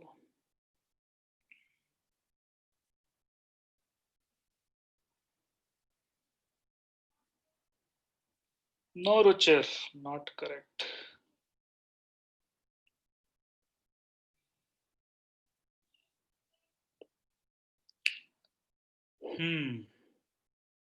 Param got something.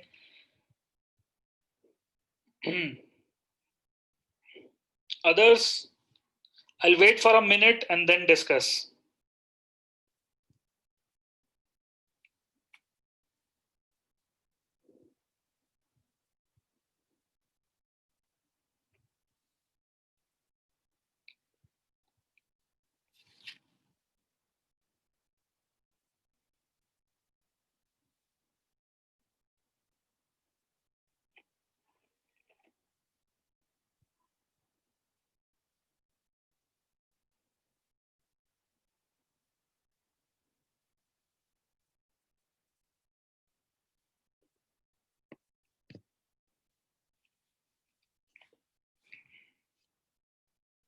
Okay, I'll discuss it now. Everyone, listen here. 100-watt bulb means what? 100 watt represents what? Power. What power? Which power? Power of the light bulb, power of the light. What do you mean by that? Power of the light bulb. Power that it's taking. That's what I wanted to hear. Power consumed by it. Is it same as the power of the light that is coming out of it? Need not be. Okay, and it is clearly written here that efficiency of bulb is 2.5%.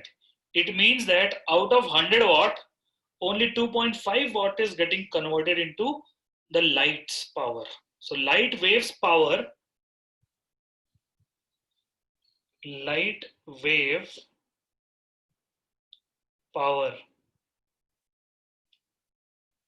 2.5% of the power that is getting consumed. So this is 2.5 watt. This is the power of the wave. Okay. Now the intensity, I can, why I am trying to find out intensity, because I have a very nice relation with intensity in terms of the every other thing. Intensity is epsilon naught E square times C, right? So power is known to me. Intensity is simply power divided by 4 pi r square. R square, right? This will be equated to epsilon naught E square times C. So from here, you will get E square to be equal to 2.5 divided by 4 pi epsilon naught into 9 into speed of light, which is 3 into 10 raised to the power 8.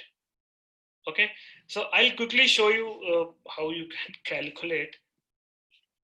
So 2.5, 1 by 4 pi epsilon naught is 9 into 10 raised to the power 9 divided by 9 into 3 into 10 raised to the power 8. So 9 and 9 gone. 1 factor of 10 is here. So E square is 25 by 3. This is 3 8s are 24, 8.333 something. So E will be root over of 8.33. If it would have been root 9, the answer would have been 3, but it should be less than 3. So between, you can find out what is a square of 2.5. Square of 2.5 is 6.25. So it will be larger than this. So you can approximate it, you can get it around 2.8 or 2.9. Actual answer is 2.9. So looking at the option, you don't need to further go from here. You can just get this and look at the option. You'll get the correct one, 2.9 volt per meter. This is what? This is RMS value. The amplitude will be root 2 times the RMS value. How to get the magnetic field value? B will be what? mu naught I by C root. वो सब क्यों करना तेरे को? Divide by C. Divided by E by of C. Oh, yeah, E I by see. C. right? So yeah, these are your school level questions from your solved exercises. And the best part about the chapter is that there's hardly any difference between school level and JEE level. So I'll show you some of. Sir? Ah, So I got it correct only, right? So the answer. if So you I ask- sent B RMS. Oh, did I say you got wrong? Yes, sir. But there are two Ruchers, right? Oh. Okay. I can say myself like that. No, but then you told something like 5 by 3 root of 3 into. How can I know what is the answer, right? You have to tell a single thing. Yes, sir. But then I don't think I said that you got it right. I mean, I didn't say that you got it wrong. Did I say that? So you told I'll check and then you're like, it's wrong. No. How can I do that to you? It's fine, sir. Next time I'll put like one, only the single term. Thank you. All right, do this. See, these questions came in JEE mains. You can see 2012 and 2013. Solve it.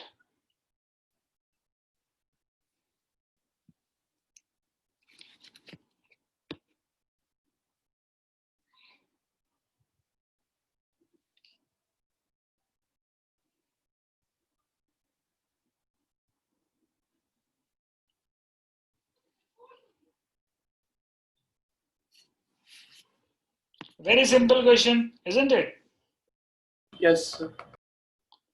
First one is B. इसमें कोई doubt नहीं है. Polarization will be the direction of electric field and velocity should be E cross B. Okay. What about this one? The next question.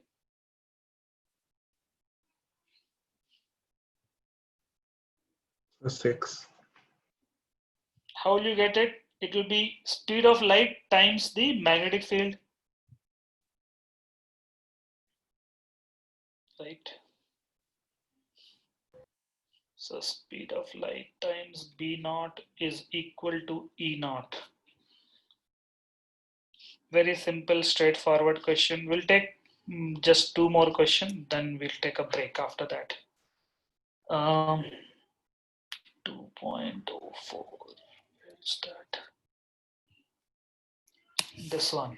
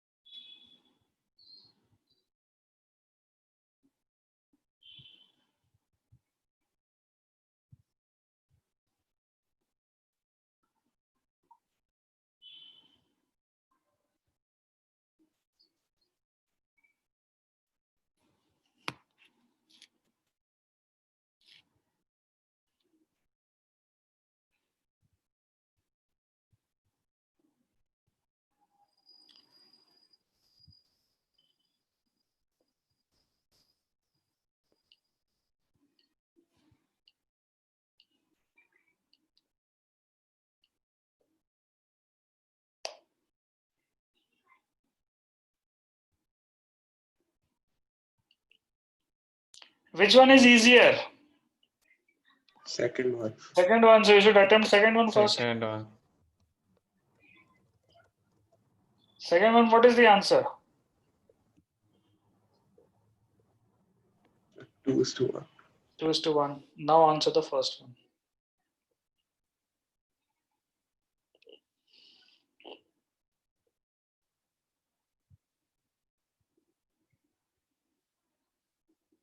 Intensity is given to you.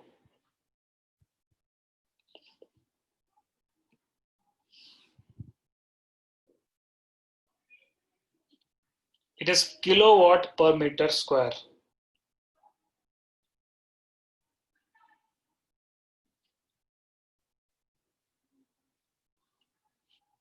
They're asking peak value. Okay, they're not asking average value. So epsilon naught E square times speed of light. Okay, something like this we have just done. So E square is equal to 1.38 into 10 raised to power 3 divided by epsilon naught into speed of light, 3 into 10 raised to power 8. So I'll again show you how to calculate these things. 4 pi into 1.38 into 10 raised to power 3. 4 pi into 10 raised to power 9 into 9, right? That is 1 by epsilon naught, because 1 by 4 pi epsilon naught is 9 into 10 raised to power 9. That 3 into 10 raised to power 8. So 10 raised to power 8 is gone. It is 3 is a 9. So this will be 4 pi into 1.38 into 3 into 10 raised to power 3. Okay. So this is how much when you multiply it. This pi into 3 is roughly 10. So this will come out to be 4 into 10 raised to power 4 roughly.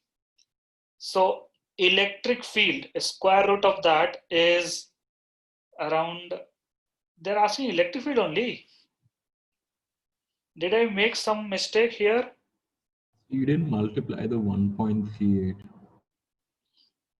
I ignored it. When I said 3 into pi is 10, 1.38 has to reduce. But some big mistake I have done somewhere. This is 200. Electric field coming out to be very large. It can't be this large. It's asked in kilovolt per meter. We calculated in volt per meter. Oh, kilovolt per meter. Okay, then it will be 2. But then this is RMS value. ERMS is around 2, roughly 2. So the peak value will be root 2 times of that. So I will pick 4.08. Okay. So, but isn't the power still off, sir? Say it again. So what would be 10 power 3 volt per kilovolt per meter? Here we just got 200 something. It should be, yeah. So because if you divide this by 1000, you get 0.2. See, that is what I was asking here. You know, this calculation, if we do it, you will get 36 pi into 10 raised to the power 4. This is what you will get if you do it. Somewhere I miss a factor of 10. Okay. So this is your E square. 36 pi is around 100. Okay. So E will come out to be roughly 1000. That is 1 kilovolt per meter. Okay. I have looked at the book where this is what they have written. So this is E, this is ERMS. That into root 2 will be the peak value, right? So this into root 2.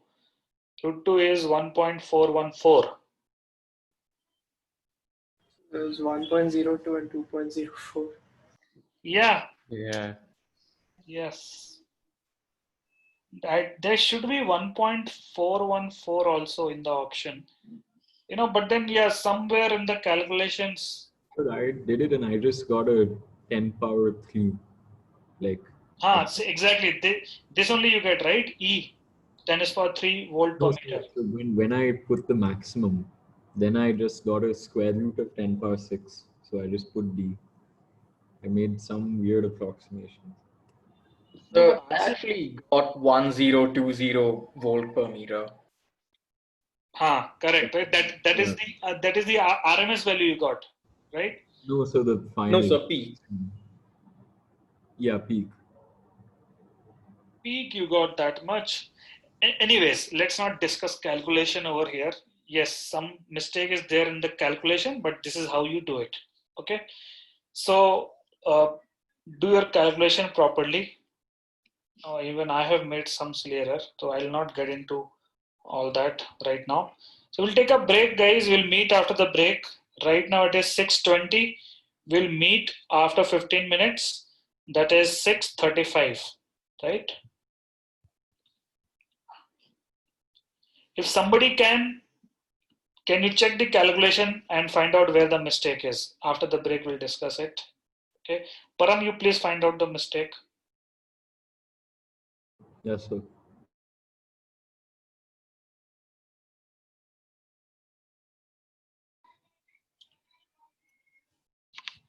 So, did we find out what was the error? Yes, sir, I got it. What is that? So over here, it's not 36 pi. So this is going to be 12 pi into 10 power 4 into 1.38, right? And we can say that. ठीक है. After this, so there was this calculation mistake, right? So after this, you can solve. You'll get ERMS and multiply by that with root 2. Okay. Fine. So, this completes the major chunk of the chapter. Towards the end, you have just introduction of EM spectrum, and after that, the chapter will get over. Fine. So, introduction of EM spectrum is what? Introduction of electromagnetic spectrum is nothing but, we'll be talking about different kinds of frequency. For example, radio waves, they're of certain frequency range, then visible light, microwaves, gamma rays, X-rays. So why we are talking about it in a different manner and why there's a different name to it? Because every frequency band has a specific use to it. There was a time when every time a new EM wave used to get discovered, people were always be very excited to find out, okay, what it can be used for. Because they found out about the radio waves, microwaves, and then X-ray came up. So it creates enthusiasm in people that something new the waves can be utilized for. And then of course later on everybody started EM wave for communication purpose also. So we'll be just discussing different kinds of waves that are there. EM wave. The first one is the radio waves.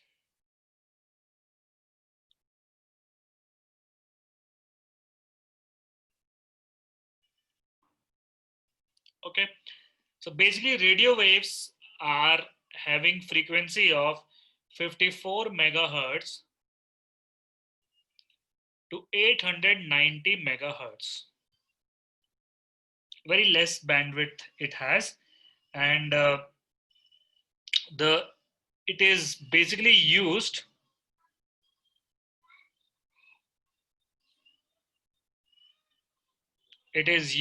for radio transmission. Write down.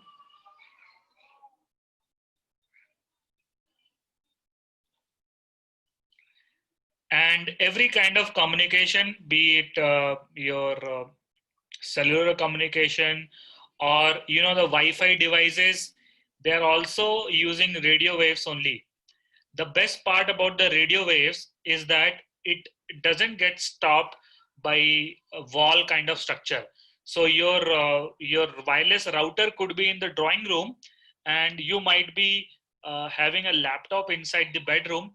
Still the waves are able to cross the wall and come to the laptop, and your laptop is be able to recognize it. That is the best part about it, that it can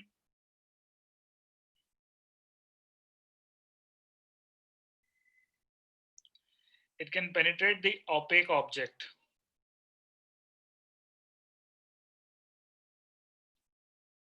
And come out. Okay. So that is a property, that if the frequency is lesser, then it can be able to get transmitted. But if frequency is high frequencies will not be able to get transmitted so easily. Fine. And then yes, how it is basically produced, the production of it. It says rapid acceleration and deceleration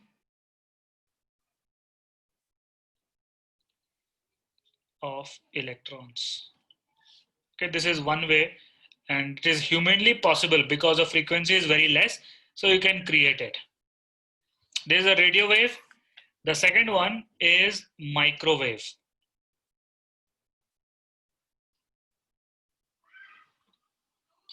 The microwave, the frequency will be of the order of few gigahertz. Gigahertz is 10 is power 9. So there is a factor of around 10 is power 2, 100 times more frequency the microwave has compared to the radio waves. Have you seen anywhere microwaves frequency getting used? In the microwave oven. In the microwave ovens.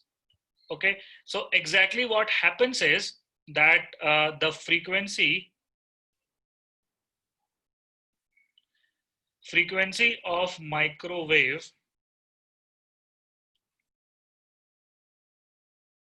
matches with the natural frequency of the water. And you might have seen in class 11th oscillation chapter that that if the natural frequency and the force oscillation frequency, they become equal, what happens to the amplitude? It rises very high. It rises very high. So basically it responds quickly. So the water molecule will respond very, very quickly with the microwave frequency. Okay, and that is the reason why if there's a water content in anything, then you can heat it in the microwave. But if it is a very, very dry object, you can't heat it in microwave because only water can respond to it quickly. Okay. So it can raise the temperature of the water molecule. Basically the oscillation frequency, or let's say the oscillation velocity increases, and oscillation is nothing but temperature only. Okay. So definitely microwave. There will be other usages also. Communication also, you can use radio waves also for communication, microwave also for the communication. I'm writing the principal usage of these. You can use X-ray also for communication, but it is very harmful, right? Big for the living tissues. So microwave main usage is this, and it is produced by, I have seen some questions in JEE exam, JEE or NEET exam, wherein they will just, they will put an line like EM wave that is used for this purpose. A, B, C, D options they will give. So there could be theoretical questions on whatever we are discussing here. So they are produced by klystron. It's like a cyclotron. I also don't have a big knowledge about this device, but you can remember it. Magnetrons, and then from diodes also. There are the special kind of diodes which creates microwaves. This is about the microwave. Then comes the infrared. Write down.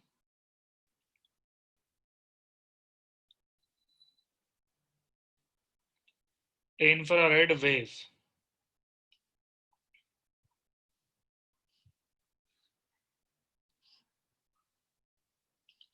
So they are also referred as, have you seen infrared getting used anywhere? TV remote. TV remote. What else? So for like heat mapping. Have you heard of so like night vision goggles? night vision goggles? They are using infrared to see objects. If you use infrared to see objects, you'll not be able to see the color. It will be black and white and different shades of that. So, but then you'll be able to see very clearly. Okay. So infrared waves, they can be absorbed by the water very easily also. Okay, and basically it is used. I'll not write how it is produced. You can just heat up the object, it will get produced. Okay. Basically vibration of atoms and molecule create the infrared wave. Vibration will increase when you heat up. Okay. It is used for TV remotes, different sensors, and infrared binocs.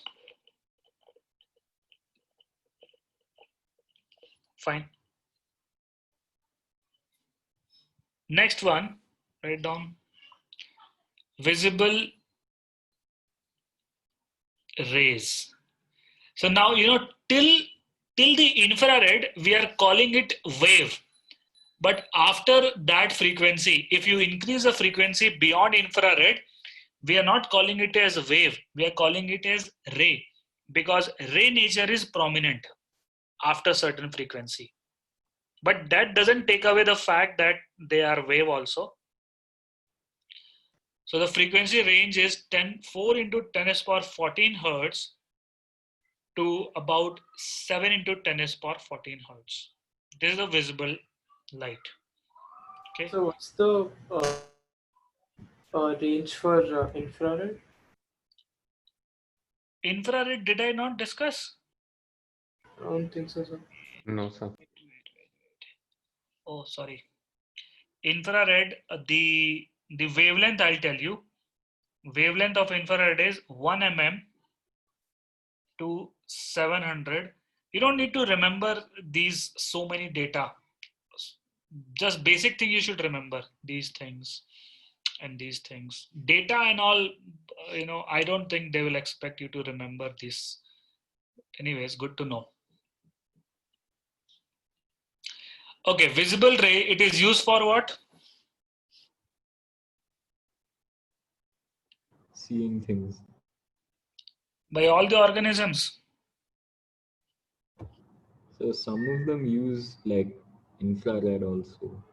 Yes. And some use ultraviolet as well. To see the objects. Fine. Our eyes, human eyes are sensitive.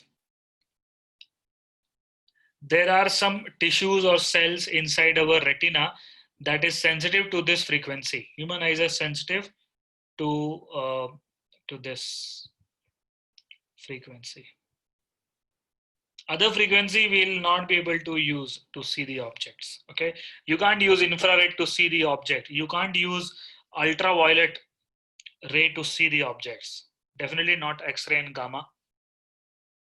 Okay, but then you should also know that snakes use infrared to see things. Okay, and there are few insects. They use ultraviolet to see the object. Fine. How it is produced? Production. If you want to produce it, it will be, you can say, electron transition from one level to other. There might be some photons that have this frequency will get emitted. Okay, you can use LEDs also, but even LEDs are, electron-like transition where the free electron, they get consumed by the holes and the rest of the energy emits as a photon. So similar thing. This is the visible light. Okay, next one is ultraviolet ray. It is short form is UV. Have you seen the UV tube in your RO if you are using it? Yes, sir. Right. So what do you think UV is used for? For killing microorganisms, disinfection. It can be used as a disinfectants, and it can kill the bacteria and viruses, but then it is very harmful to humans also. Okay, our living tissues can also get killed, and that's the reason why we want to protect ourselves from the UV radiations, and hence it is not widely used. You can't, although technically you can use UV rays in the remote control also. You can use it for the wireless communication, but you are not using it because it is not safe. Okay, you are using it inside the RO in a very, very protected environment. You have a big cylindrical thing inside which entire UV ray will be inside, which only it will not be coming out. Okay, so, and one more thing is that it is the sun rays have UV rays, UV radiation. Okay, it has UV radiation, but we have an ozone layer at the top. Ozone layer will be absorbing most of it or reflecting it, some of it. So ozone layer is protecting us from UV radiations of the sun. Okay, but what is happening is that with time this ozone layer is getting diminished. and it was found out that there are these compounds which are chlorofluorocarbons. Write down chlorofluorocarbons,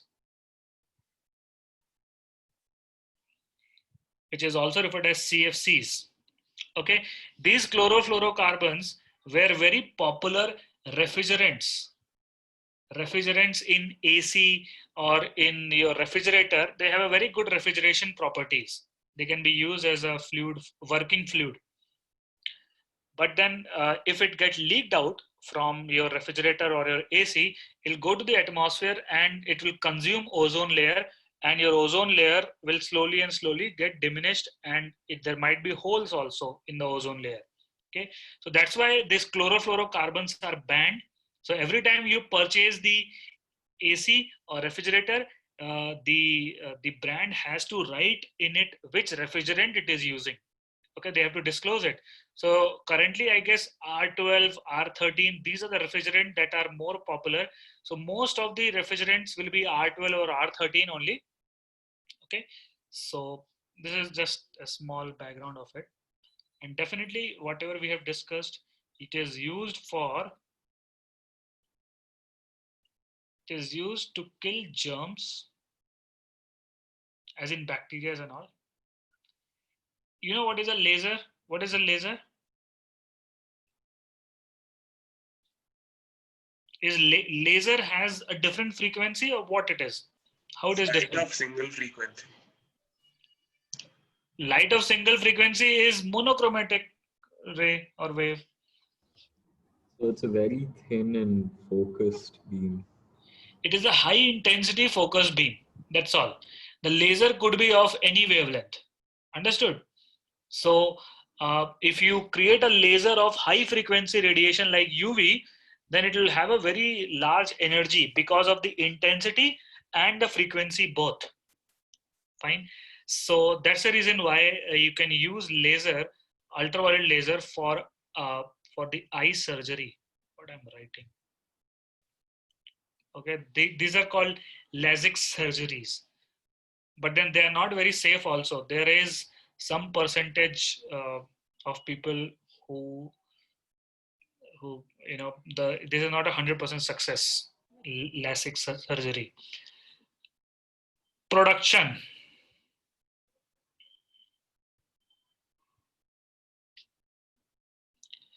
So again, production is similar to the X-ray, where inner shell electron that we have discussed, right?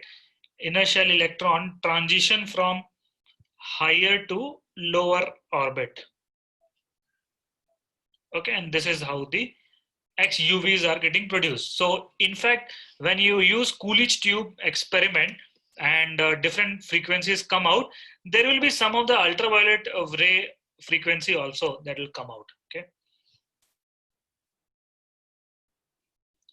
All right, next up is X-ray.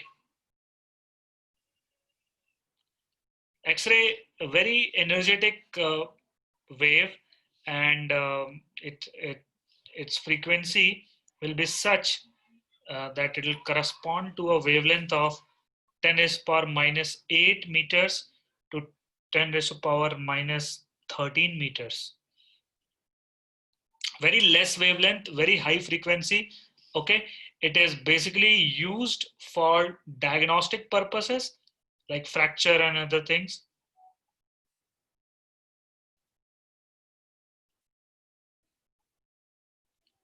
Diagnostic purposes, and in certain cases it can be used to treat the cancer. Treatment of cancer. So basically there are these cells which multiply themselves, which are not healthy cells. So that is what the cancer is. So if you expose X-ray to these cells in a very focused or targeted manner, these cells can be destroyed. So you can just kill them so that they don't multiply further. So you can say it can destroy them.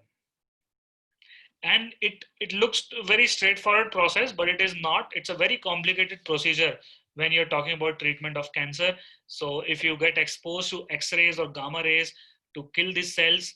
You're actually, it is like creating some sort of, you'll have a very, very high burning sensation. Okay, so very painful procedure people undergo, but then yes, needed sometimes.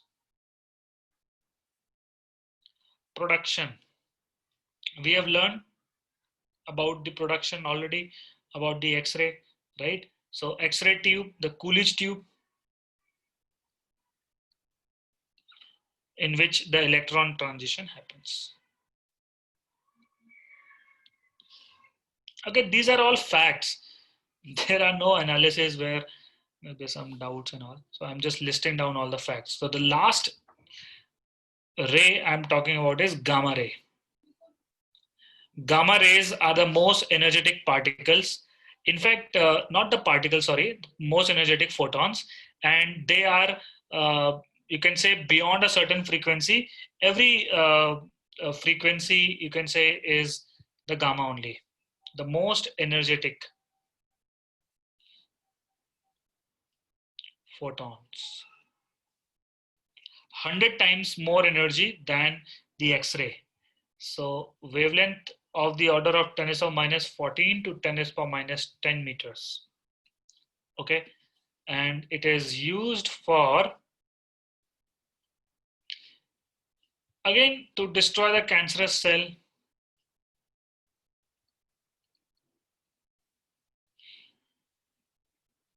Maybe better accuracy or better result you'll get here because of the high frequency it has. But then even I'm not very aware of exactly how it is used, so I'll not get into detail of it. Production. How do you think gamma rays are produced? Any guesses? So in like nuclear reactions, like when the Radioactivity, right? We have discussed it. Radioactive decay. Simple. Radioactive decay of nucleus. Simple. Okay, so this is the entire chapter's theory. Fine. So now I think we could take up a few more questions. And once I'm done with all the questions, we can get into maybe a few other chapters questions so that we can utilize them full time. Anyone has any doubt till now from anywhere from the chapter, entire chapter? Anyone?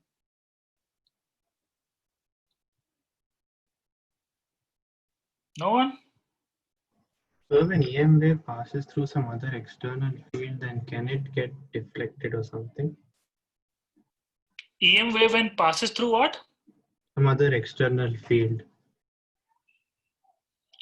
Oh, like that. Yeah, why not? They will get deflected. In fact, we discussed about the Earth's magnetic field, right? How it is protecting us from harmful radiation. It is getting harmful radiation get repelled because of the magnetic field.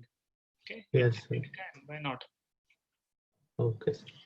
But then, again, I will not be an expert in it. I will not be getting into the details of it. So I can say yes or no, but exactly what frequency will get repelled with what this thing and how much magnetic field is required. So I haven't done the research on it. Okay, sir. Any other doubt anyone has? If not, I can take up the questions. All right. So meanwhile, you can think of some doubt and ask. I'll just take the questions from your textbook.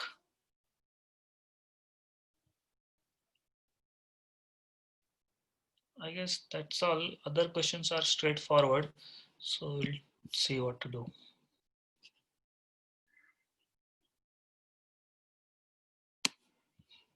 Okay, here is the question. I think you might have forgotten about the displacement current. So here it is. Try it. Get the correct answer.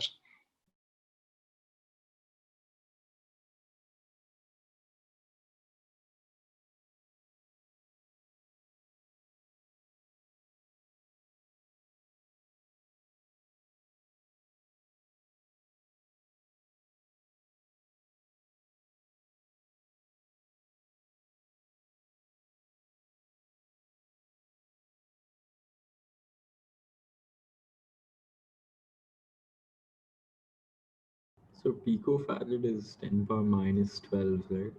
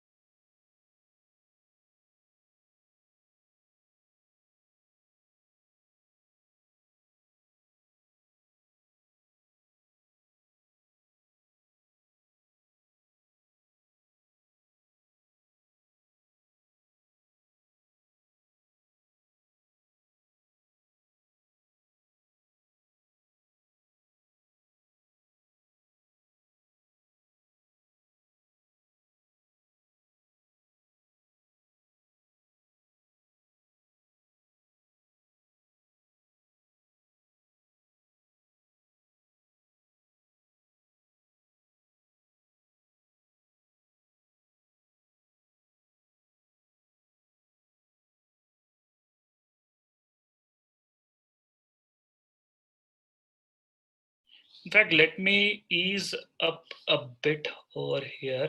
You can write, you can answer it in terms of capital R, C, angular frequency is omega, connected to a voltage of V, and this is small r. Okay, you can answer in terms of those. Don't get the value.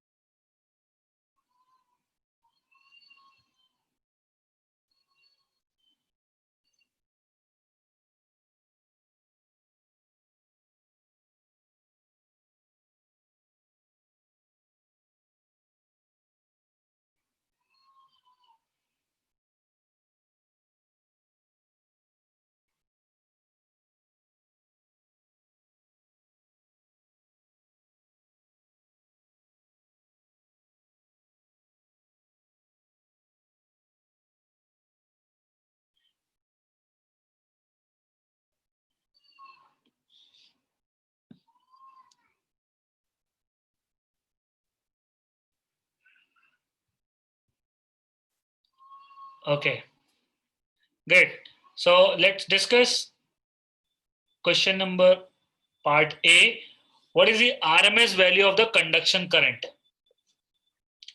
So capacitor C and angular frequency omega, we have voltage. So V divided by XC is your IRMS, isn't it? Where your XC is 1 by omega C. So IRMS will be equal to omega C into V. All of you got this? Yes, sir. Okay, this is your IRMS, sorry. Then B part, is conduction equal to the displacement? What is the answer to that? Yes. No. When you say that? Yes, sir, it is. Okay, displacement current is C dV by dt, right? This is how you do it? Yes, sir. So is C dV by dt is equal to your conduction current? How to prove that? So it won't be also because you have to take maximum value and not RMS value in the V equation. No, I'm asking. V is V naught sine of omega t. So when you differentiate it, you'll get it as C into omega into that cos of whatever. And then the RMS will again be V by root 2. So it's the same as the first one. Okay. Others? When I just say displacement current, like what Tripan said, that it will come out as a function of time. Okay. But when I just say displacement current, I'm talking about RMS value of it. Okay. When I just say the conduction current, even conduction current depends on time, right? Displacement current also depends on time. Okay. So the factor of cos will come in the conduction current as well. Because don't you think the current will be ahead of voltage by pi by 2, all of you? It is a capacitive circuit. Voltage, the voltage will be V is equal to V naught sine omega t. How to write current? Current will be equal to I naught sine of omega t plus pi by 2. It is ahead because it is capacitive circuit. All of you able to understand? Type in. This is your conduction current. Tripan understood? Yes, sir, understood. I was Okay. calculating maximum. So over here, d by dt of V naught sine of omega t. And you'll exactly get that only. V naught by xc cos of omega t. This is only you'll get it as displacement current. So not only the RMS value, their exact value every time, everything is matching up here. Okay. So this is a good finding for a capacitor. When it is there like this, you can directly take the conduction current and displacement current to be equal. Okay. And then when you are using the Ampere Circuital Law inside the capacitor, you can treat the conduction current is spread in the area, and like that you can proceed. So C part, how to do that? You take a loop of radius r, right? And use this integral b dot dl is equal to mu naught conduction plus displacement current. Conduction current is 0 inside it. Displacement current is whatever you have found out over here, which is V by XC. Okay. Is this correct, all of you? Is this going to give you the correct answer for magnetic field? No, RMS value of magnetic field? So we didn't divide by root 2. We have to take the RMS value. No, when I just write V, it is RMS only. Don't worry about that. Okay. V naught is peak. Is this correct, all of you? Okay, there is a mistake. Let me tell you that. Because this is the total thing. We need only the thing which is passing through that circle. So what to do? Divide by area and then multiply with the area of the ring. Correct. So I have to divide by the area of the plate multiplied by the area of the ring. Current density I have to find out. This entire displacement current is not passing through this loop. Only part of it is passing through the loop. Everyone understood? Type in quickly whatever I have just done here.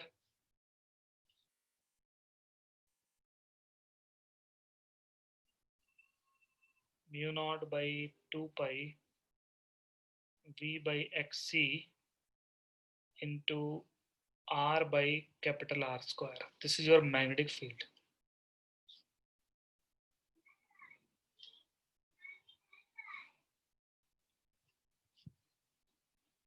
Got it?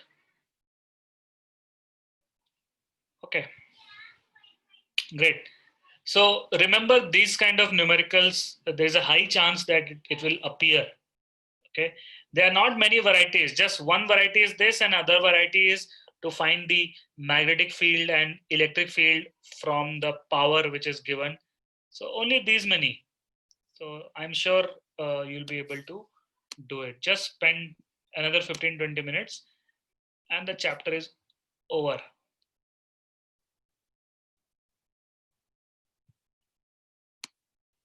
15-20 minutes of further problem solving, I'm saying, after the class.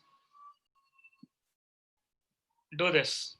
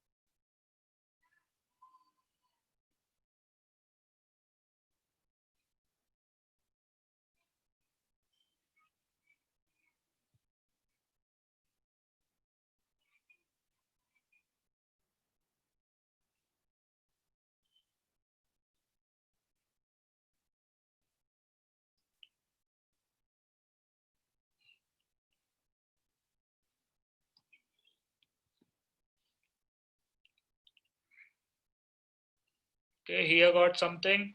Others?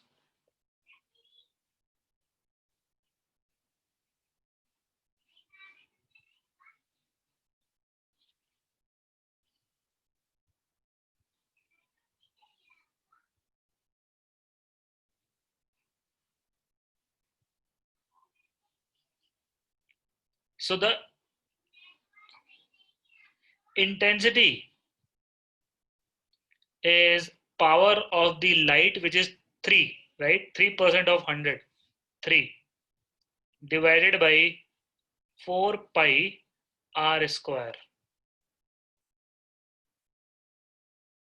This is equal to epsilon naught e square times speed of light. So E square is 3 divided by 4 pi epsilon naught into 25 into speed of light.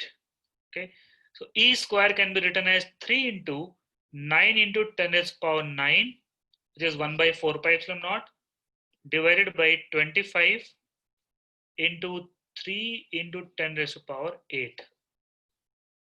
Okay, so this is 3, 10, so 90 by 25. So 5, I can divide 5 ones of 5, 40, 18 by 5. So this is 5 3s of 15, 3.6. So E is equal to root over 3.6. This is the RMS value. Okay, the peak value is what they're asking, isn't it? Amplitude. Peak value is root 2 into root over 3.6. Fine. So this will be root over 7.2, right? And root over 7.2 will be definitely less than 3, but more than 2. So answer has to be B. All of you, those who answered A, have you understood? Yes, sir. All right, so there are not much variety of the numerical in this chapter. So this chapter is over comprehensively. We have spent maybe 3 hours, 3 hours 15 minutes on this. So this chapter is done. Now whatever time is left, we'll be doing maybe numericals on the